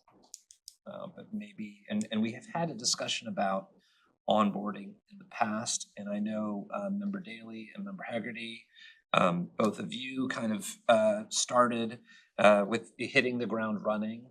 We're actually kind of in a unique situation this way. Well, at least the world was running. I don't know if you were running when you hit it. That's a very diplomatic way to put it. Thank you. We Maybe actually. thrown in the deep end. No, I'm just kidding. I'm happy to be diplomatic, but we actually have a bit of an opportunity with the way the town meeting is starting now on a Wednesday. And so you've got like a week and a day between the election and the town meeting, whereas usually there's just a couple of days, and then you're in the town meeting. So why don't I turn it over to you, to you all to have a discussion? What are our limitations, right? Would this have to be, if it's member to member, it's gotta be one-on-one unless because we would generate quorum, right? Yes, once they are elected, they're elected. So until all the candidates are elected, there wouldn't be a trigger quorum unless there were, sorry. You get it challenging once they're elected, less challenging before that point. And obviously, To onboard them before they're elected. yes, I know. Yeah. Unless you know something the rest of us don't know. But if there's anything our office can do to provide information, what information that you members all wish you had, I know we kind of went over what was going on, but we don't have like a formal handbook. We looked around at some handbooks, but they're really, cut and paste jobs of the MMA select board's handbooks. We didn't think that made a lot of sense to go through an effort of creating necessarily that. But if there are, You could give them the MMA's handbook. well, that's one thing we Yeah. like. But if Yeah. there's other more Milton specific, process specific, issue specific items that you all would have found helpful that our office can do beyond what you all do as individual members with the new members, we're happy to pitch in where we can. When I got on, I had watched selectmen's meetings a lot. So I'm sure a lot of whoever gets on has watched the selectmen's meeting. And this board very much accepted me and made my life easy. I thought it was gonna be hard, but it was easy. And you, Mr. Milano, made in your the help of Boss. it. Our Yeah. secret real Yeah. boss in the corner. Really made it I'll much share with easier you. for me. No, that's But, good to hear. I'm sure if they lived in the town and watched, it comes natural, you know what I mean? This board was very nice, brought me in and it's worked out fine. I'll say, John, you've had more experience in the town than most people that I think are gonna sit in the seats. I think we all know the four folks that are running for the seat, varying levels of But did somebody drop out? five. Okay. You're right. So I think with the code of conduct that we have, that's something that we generated last year that can be shared. I think we have, like, it would be three people out of those three out of those five haven't served yet. The other two have and wouldn't need as much. And for those three, perhaps there's something individually that we can say, we can try to connect with them when they join about anything that we may have to help. And then with the code of conduct and anything we can provide for Nick and Lynn. I know some things that I would want to know. We started, such as openings for different committees, what those committees mean, what they do. How do you kind of raise your hand and say, I want to be on this committee, and then how we roll off, particularly we have the joint committee that we just started this year. You know, we're going to discuss as a board, but perhaps someone wants to take the spot that Megan or I have. You know, do we just step aside and say it's time for someone else to be on that joint committee? You know, John, you came in and the committees had already been assigned, so we got to kind of reassign those for you as well. Yeah, but I know some of these people, they've been around for a while, so, you know, they should be able to, I'm not saying not to help them, but they should be able to adapt to it pretty fast. My personal opinion, you know. Member Hegarty, you have something to add? So I think having the policies available, I think having something like the MMA handbook available. When just thinking off the top of my head, it's like, you know, getting them prepared with all the meetings that they're going to be attending, you know, doing the committees and all that type of stuff right away. And we should book I think we talked about this last time, but we should book our retreat for June and set the time so that they can plan around it and we can set our goals again, because I think that was very helpful. I think, And I don't know if it makes sense. This is going to sound cheesy. I don't know if we should have a buddy system. I don't think that's cheesy, Member Hegarty, for the record. Although I'm not known for not being cheesy, so. Describe your buddy system. I don't know if there's like a select board like mentor type of thing, or I don't know. I think that could be very useful. Work. I think that could be very useful if you just. It can deepen our collegiality, right? Yes. That we've worked so hard on this year. We've worked very hard on that. Mr. Yeah, Wells, you I have think your. Mr. Wells needs to speak. Yes, Mr. Wells has his hand up. Get me out of this. I'll come back for cash. You want a buddy system, I'll come back for cash. Yeah.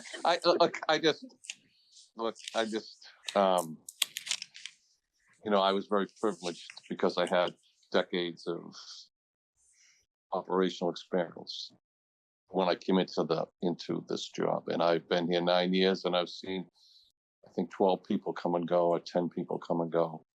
But I think about what Mr. Driscoll said. It's a lot about depends on rolling up your sleeves and just waiting until the job. Everybody brings strengths and weaknesses. We're in the people business, and I think mostly about a former colleague who I will cherish dearly, always, Melinda Collins, and she won with the seat in that first.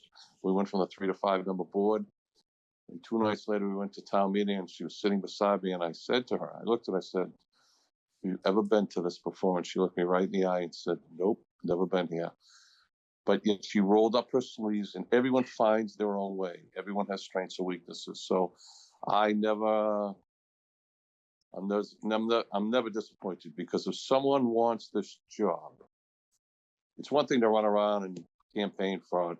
But as you know, and everyone who's served with me and before me knows, and I always go back to Katie Conlon, who I think the first time I said, people think this is a part-time job, and then you have to roll up your sleeves. She looked me right in the eye and said, "You're 100% right. It's so true.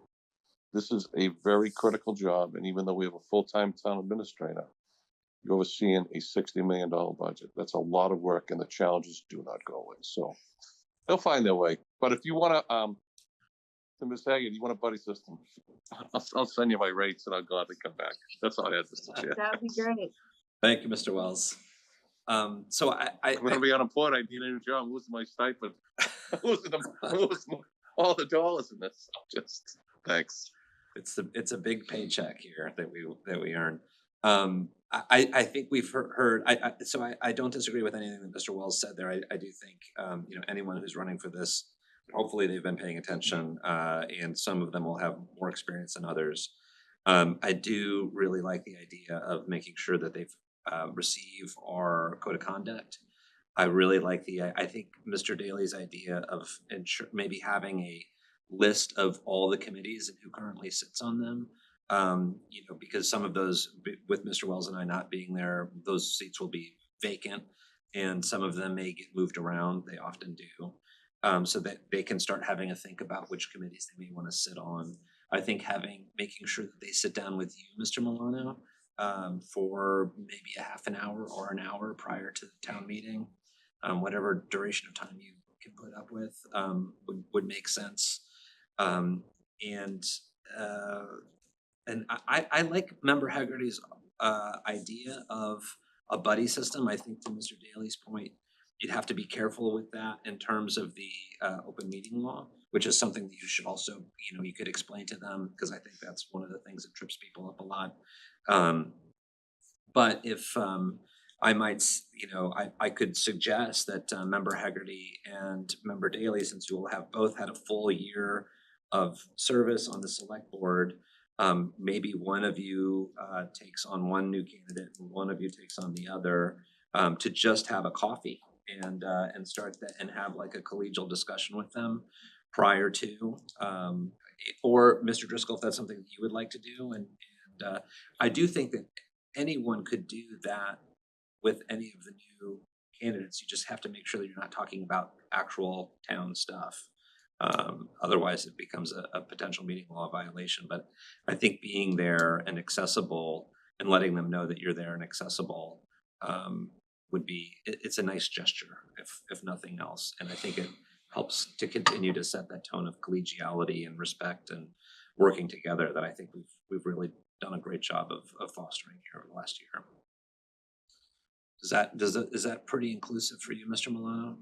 Yeah, it gives me a good list of stuff to prepare and have a packet of. The one thing we haven't discussed, but that we discussed in leading up to this meeting was, an org chart of department heads and how that works, and then the goals and tracking sheet, sharing that as well. So there's also the MMA training, which I think Member Haggerty did for the new select board members. Did you do that, Mr. Daly? I did. You did. We both did. We That's had a fun field trip out to Devon's, Massachusetts. John Cohane was there? Yeah. Yes, he was. Great. It was great. He's just departed from the board, not from the planet. But I think flagging that, knowing what that date is and flagging that for them as well would be really helpful. And it's usually in June, if I'm remembering, and it might be a good idea to schedule the retreat after that meeting if they have a chance to attend that, because that will give them a bit better of a sense of what a select board does and maybe have a little bit more context in terms of thinking about the goals that they have. But I leave that to you guys. That will be outside of the scope of my abilities at that point. But thank you. I thought that was a very helpful discussion. Mr. Milano, we have fiscal year 25 select board annual reports. still working on that. We will bring that back to the next meeting. Very good. I will take a motion on item number 16, if anyone would like to make that. I will, 17. 16, move to approve, James. Yep. Move to approve James Hackett Jr. to the Airplane Noise Advisory Committee for a 1-year term. Second. Okay, motion's been made and seconded. Just as a reminder for those watching at home, We were trying to do this our last meeting, but we didn't, we neglected to put Mr. Hackett's name on the agenda, so we could not have the vote. So we're doing that now. Any further discussion? This will be a roll call vote. Ms. Hegarty? Yeah. Mr. Wells? Yes. Mr. Driscoll? Yes. Mr. Daly? Yes. And myself, yes. Congratulations, Mr. Hackett. We have a road diet pilots. Is there any update from that? No update, per my last update, we should have MassDOT in at our, second meeting in May, for a discussion around the long-term future of Randolph Avenue. Thank you. And I just want to acknowledge while we're on this topic, we got a very thoughtful letter in from the Hillside Neighbors Association. We're very grateful for their continued engagement and thoughtful discussion there. And I'm sure that they will have an active role to play, or at least be able to be present for that update. Item 18, we have a discussion approval for a congratulatory letter to Colonel Mark Denton on his retirement from the U.S. Army, appointment as commandant at Norwich University. I think many of us we all heard from the Colonel at our Veterans Day celebration in November, which was a lovely event. And he was extraordinarily impressive in his remarks. Mr. Milano, do you have anything to add to that? No, we had, Mr. Wells had previously shared that he was moving on to be the commandant at Norwich, so we were reached out from folks on the Pentagon to contribute a congratulations letter from the town. Superintendent Phelan will be as well, so if the board's open to it, we will have this signed and we can deliver it to his office. Mr. Wells, I see your hand up. Thanks, Mr. Chair. I just want to make sure he is retiring from the Army. Sometimes I just want to make sure you confirm that before we set him on. I read the announcement of his appointment there. And he was still in uniform. Sometimes they stay in the military while they're in that role. Are we sure he's retiring from the Army? They provided us a draft letter, and okay, all right, very that was the first line we took from it. Yep. That's all I wanted to make sure. I appreciate that. Okay, I'm fine with that. Do you want to Thank make the you, Mr. motion Chair. while That you have the was all. floor, Mr. Wells? I'll make the motion absolutely that we submit this letter commending Colonel Denton on his, not just his long service to the United States government, but on attaining, as I mentioned, becoming the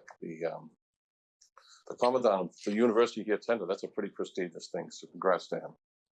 Second. I'll second. Motion's been made and seconded. Any further discussion? Well, this is a roll call vote again. Mr. Wells? Yes. Ms. Hegarty? Yes. Mr. Driscoll? Yes. Mr. Daly? Yes. And myself, yes. Mr. Milano, we have a change to the board of directors at Wollaston Golf Club. Yes, this is an annual change to their board of directors as the membership makes an annual adjustment. They have to report it to the ABCC, and first they have to report it and seek approval locally. So it's more of an administrative approval at this time. Would anybody like to make an administrative approval motion? I'll make that motion, Mr. Chair. Thank you, Mr. Wells. And a second? Second. Okay, we have a motion and seconded. This is a roll call vote. Mr. Wells? Yes. Ms. Hegarty? Yes. Mr. Driscoll? Yes. Mr. Daly? Yes. And myself, yes. Item 20, we have a time extension on the application to use Manning Park for the Ramadan light display and Eid festival scheduled on March 28th, 2026 to 5 to 7:30 p.m. I make that motion to approve.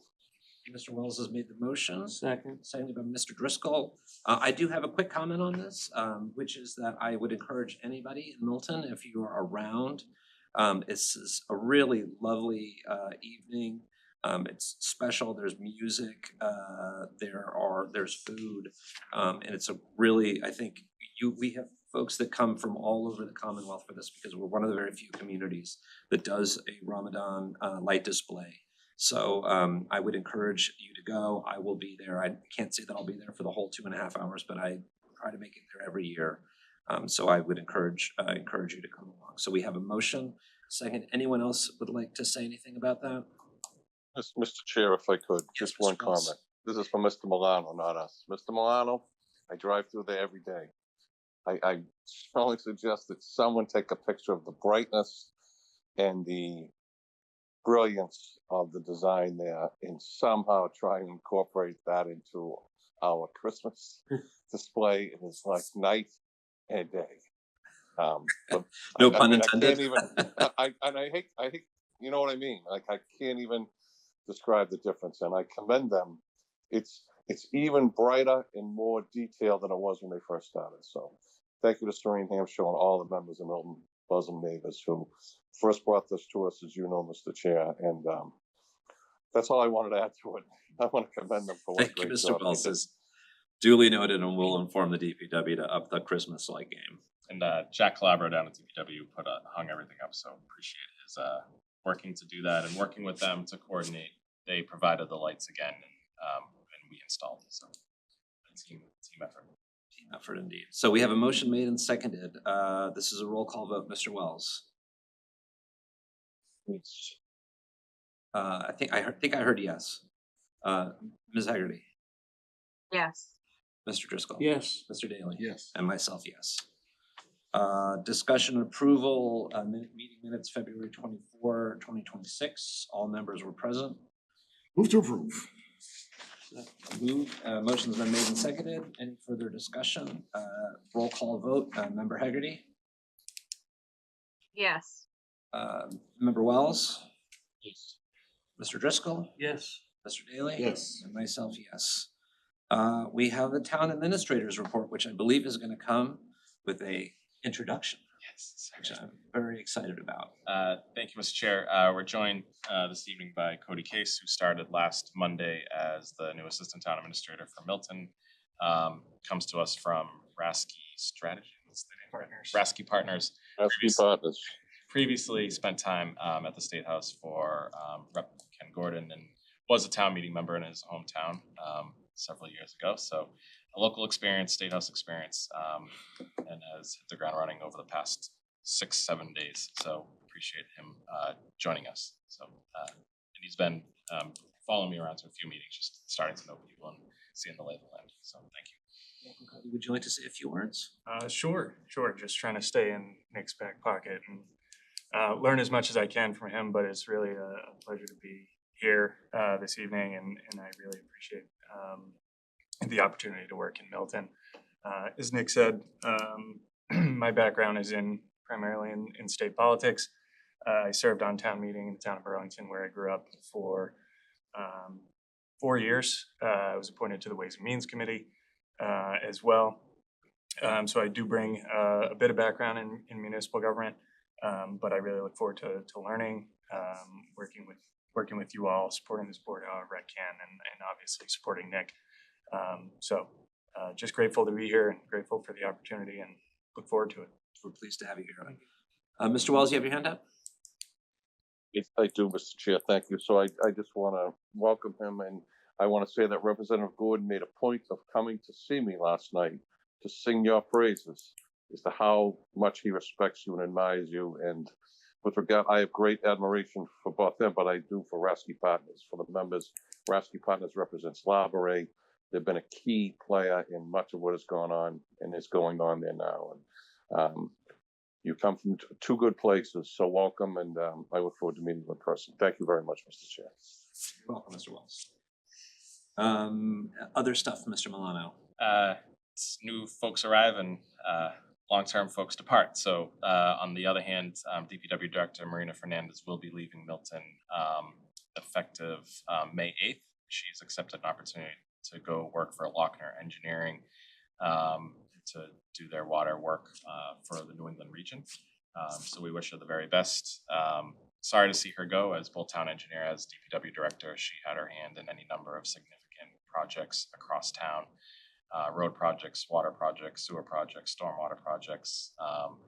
Over the past 18 months as DPW director, obviously running the operations there, getting blessed with quite an extensive winter this year. So appreciate her efforts and we'll miss her. We're working through a number of transitions internally just to make sure projects transition well. Fortunately, we did onboard Darwin Ceballos as the new town engineer a couple months ago, so able to have an engineer step up and be in that position where that role had been vacant for a long time. I've asked and he's accepted, but Tom McCarthy will be moving over to DPW after Marina departs. So he's our current Consolidated Facilities Director. We're working through a game plan on Consolidated Facilities. We'll provide further updates from there, but Tom has accepted to return to DPW. He was the Assistant DPW Director here, knows the operations of the town in and out. So unfortunate to see Marina go, but we're lucky to have the institutional knowledge and experience that Tom has, as we've seen, experienced folks moving on and retiring and moving out of town. To retain institutional knowledge where we can is so critical. So thanks to Tom, congrats to Marina, congrats to Tom, and we'll share more about Consolidated Facilities in coming weeks. In terms of the only other update I wanted to provide this evening was just in terms of some grant announcements that's been coming through over the past couple of weeks since we last met. We had received a MassWorks grant for several $100,000 for engineering work in East Milton, adjacent to the existing housing projects over there. So to do some transportation and infrastructure work. So that's a design grant that work is commencing now. We did receive a $130,000 grant through the IT Community Compact program, which is a state program. So that's $130,000 for digitization of planning board, building department, Board of Appeals, Conservation Commission records. So Building Commissioner Michael White led the effort to get this grant to digitize a bunch of records. So appreciate him doing that and for the state to step up. And then after year 4 was our lucky year for Christine Stanton applying for the community transit grant program, which provides grant funding for councils on aging for transportation. So 14 passenger bus will be able to purchase with a grant that requires a local match of about $20,000, but the state will provide $100,000 approximately to purchase a new replacement bus. So thanks to Christine's work for trying again. And so we're grateful for the state for stepping up and supporting that grant this time. We are working for a few additional applications. I've shared already the Milton Landing application that will be submitted this Friday. $280,000 grant application to essentially get the money that was taken away with the Seaport Economic Council grant a couple of years to evaluate that seawall, design improvements to the seawall, to the boat ramp and the area down at Milton Landing. Grateful to our partners down there, both the Neponset Rowing Club, Milton Yacht Club, Dexter Southfield, Scott McKay, and JD Wild for all submitting letters of support. So that just shows kind of the community involvement and the partnership that's going forward in that entire area, which we're grateful for and hopefully will be convincing to the application. And then we're also submitting for a climate action plan grant through that same program. Those applications are due on Friday. So anyway, we're away applying for grants where we can and have been successful in the past couple of weeks and have had some nice announcements to be able to share, and hopefully we'll have more in the coming months. Thank you. For the chair's report, I know that Boston has a reputation of being the city of champions, but Milton is making its climb to town of champions. Congrats to the Milton girls hockey team for winning at the Garden. I believe that was the Sunday before last. State championship a year after being thwarted in their effort to be champions. So congratulations to them. Mr. Milton, do we know if there's a parade planned for that team? Let's make one happen. Because if not, yeah, we need to make one happen. I know I have an email about it. I don't have an answer in this moment. Give me a Okay. couple minutes and I will try All to. right. Take your time, but suffice it to say, we will make that happen. And we may actually want to hold. Oh, Mr. Wells, sorry. I'll just update you. We're moving very quick on this. I think Nick may be aware of this. So next Thursday will be a celebratory day for that team with the whole team are inviting their parents as well. We're hosting them. The delegation is hosting them at the State House. It's going to be Milton Girl Championship Girls Hockey's Day. So I'll get some more to Nick on that tomorrow for the members, and we welcome their parents and anyone else that wants to attend. That's great. It is Saturday, April 4th at 10 a.m. for the parade through town. First, All right. yeah, that's Saturday, yeah, April we're doing 4th for the parade. For those of us who don't work at the State House or have children on the team. We can get you. We can get you one. But that's great that we have a parade. So hope everybody can turn out for that. And then also on the subject of Milton being great at things, our theater department is back in the finals for the state championship there. I can't remember the acronym, but this is we won last year. They're back again this year. It's a 3-day theater festival in Boston. The Milton group is performing on Friday night, this Friday. So if you haven't seen that play, it was very impactful play, and I would encourage you to go to that and reach out to anybody that you know in the theater program. That's all I have for the chair's report. Anything from the members to make the community aware? Speaking of chairs report, really Yes. glad about these new chairs. I was gonna say, yes. About halfway through the meeting, I realized, I'm like, oh, I'm not sore anymore. Thank you for anyone that made that adjustment. Thanks to Tom McCarthy. Thank you, Thanks, Tom. Thank you, Tom. Why was that not brought up in the finance committee report? That expenditure? We got Bark Want to alarm. file a protest? Mr. Daly, you've been holding out on the board? Anything else from the members? So now we do have public comment response, and I want to recognize that our speaker from Rainham is still here and made a compelling remark around Chapter 70 and underfunding. So I'll turn it to the members for responses. I will just thank you for the presentation you gave coming in from Bridgewater. I will say I'm not as well versed as yourself around the history of Chapter 70, but you have certainly given me something to take away from this and to research and to follow up with. So thank you very much for answering this. I'd like, Mr. Milano, do you have any comments about that presentation? No, I just tried to touch on it when I was talking through the budget, where the Mass Municipal Association has been really focused on the state aid question over the past several months. It started with a conversation around Prop 2.5 and the future Prop 2.5, but they've really tried to focus in on state aid. You know, Milton has benefited from things like the Student Opportunity Act, where more money was pushed into Chapter 70 education aid. However, the other state aid categories have not necessarily caught up. And if you go back really to the Great Recession, when there was deep cuts to state aid, things have never really caught up even from back then. So, you know, the Mass Municipal Association has been advocating for it. It's we appreciate any advocacy around it. So appreciate you coming in, and you know, dollars flowing to the cities and towns are put to use right away. And I appreciate the way you put it.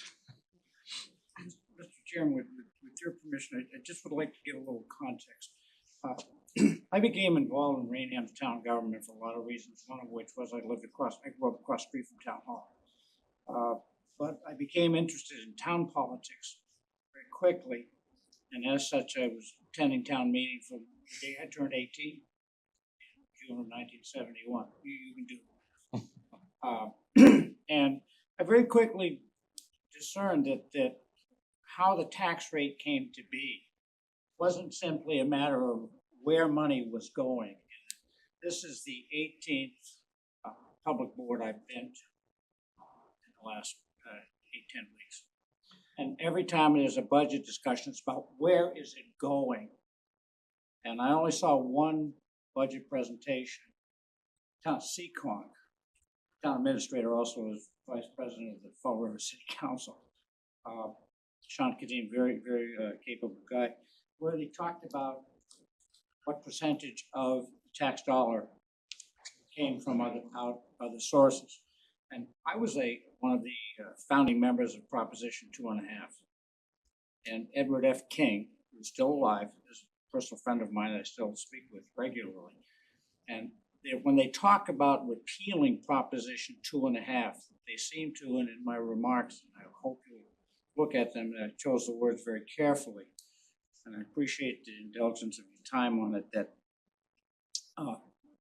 all too often the taxpayer gets, I guess that the rhetoric is, before 2.5, I wrote this in my remarks, if you got shortchanged, you threw another nickel on the tax rate and you went on about your business. I was tracking that from 73 to 1980, the year that Proposition 2.5 passed, watching how the local tax rates were mushrooming because of the state's failure to fully fund. Because every one of those, and your town administrator, I'm sure your town treasurer will tell you that they get a letter from the state. Your pro rata share is, and it's never 100%. Before 2.5, you put a nickel on the tax rate and you went on about your business. After 2.5, what you don't get, that you're entitled to under the formula. They'll tell you how much you're entitled to, but we don't have it to give to you. And I guess, Mr. Chairman, and I want to also just very directly say, this is a very professional board. It's a very professional meeting, and it was good exchange amongst the members. And the town administrator obviously came well prepared, and he better get a good evaluation for it. He will from me. But I'm trying to, and I'm not asking the board for any vote or action. But as Lever Dirksen said in 1964, when he and a number of Republicans broke the filibuster over the Civil Rights Act, he said, "Search your hearts." And I'm trying to tell people in Rainham, we had a failed Prop 2.5. And all the talk was about how bad we were doing. I said, that's just not true. And the people at Town Hall and your Town Hall, my Town Hall, I mean, these are my neighbors, these are my friends, and I know how hard they worked. And I just wanted to somehow get the discussion away from, and I'm telling people, I don't know what your finances are in terms, each town is unique, obviously. But I've been trying to tell towns, school committees, board of selectmen, you're not gonna cost cut your way out of this. You're not gonna override your way out of this. But the fact of the matter is, if I sent you to the grocery store and said, get me $20 worth of grocery, and you came to my house, I said, all I've got's $15. That doesn't work in the long run, so that the money that a town is entitled to, call them up tomorrow, they'll tell you. When I hear that the circuit breaker money on special needs went from to as low as 53% in a 5-year look back, and they were so proud of how it had crept up to 61. That other 39 comes out of the local tax rate, and particularly in education, which is a constitutionally mandated function of the town. We started out with one town. And as we added them, you had to have 3 things. And you had to have a church, congregational, not negotiable. You had to have a common for people to have their animals and draft and things, because there weren't any grocery stores. And you had to have a school. Didn't have to have a police department, didn't have to have a fire department, didn't have to have anything but a school. And here we are a couple hundred years later, and the schools are, I think, a solemn obligation. I'm the first person to graduate from Bridgewater Rainham Regional High School to serve on the Bridgewater Rainham Regional School Committee. And my purpose in coming here tonight was to simply sort of somewhere between Paul Revere and Don Quixote, to put it upon the board, both as elected representatives of the town. You evidently, from what I can gather, have a good relationship with your state legislators. Rainham, in Bridgewater, we had the same state senator for 54 years in the same district.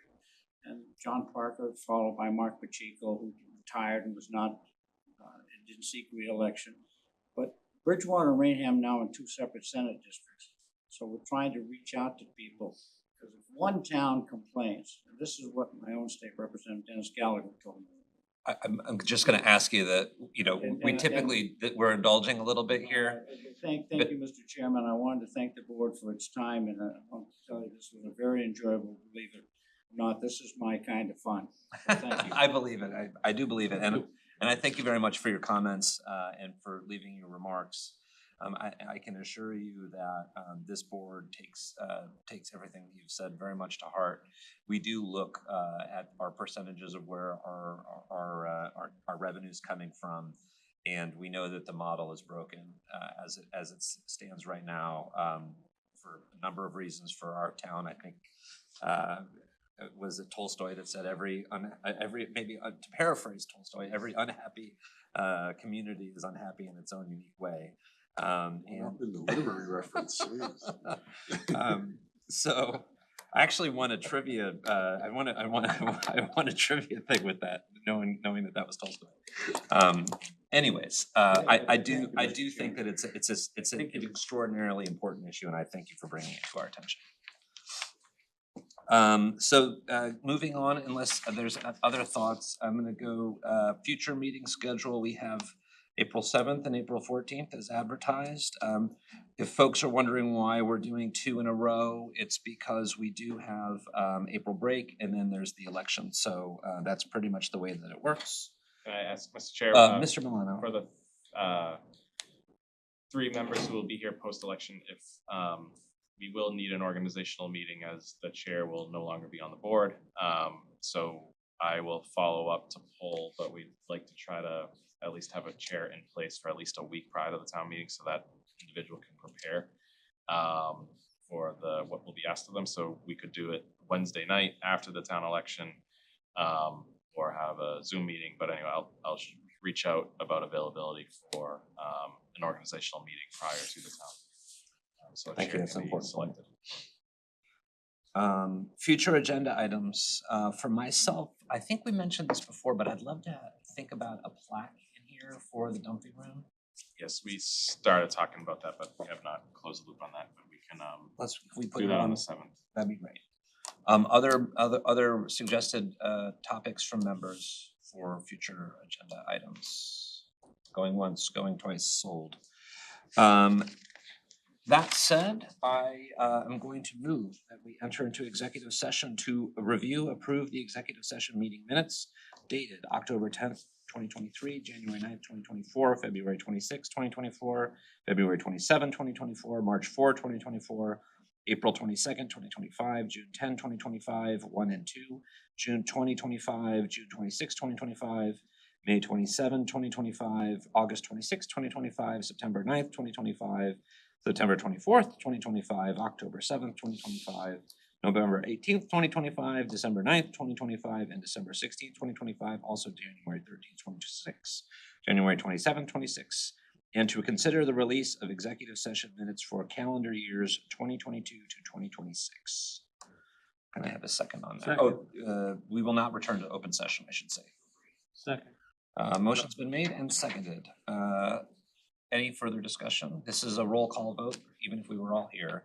Mr. Wells, Yes. Ms. Hegarty, Yes. Mr. Driscoll. Yes. Mr. Daly, Yes. and myself, yes. I will take a motion to adjourn. Motion to adjourn? Okay, motion's made, I'll second it. Again, roll call vote. Yes. Mr. Wells, yes. Yes. Ms. Hegarty, Yes. Mr. Driscoll, Yes. Mr. Daly, Yes. and myself, yes. Thank you very much. Thank you again, sir.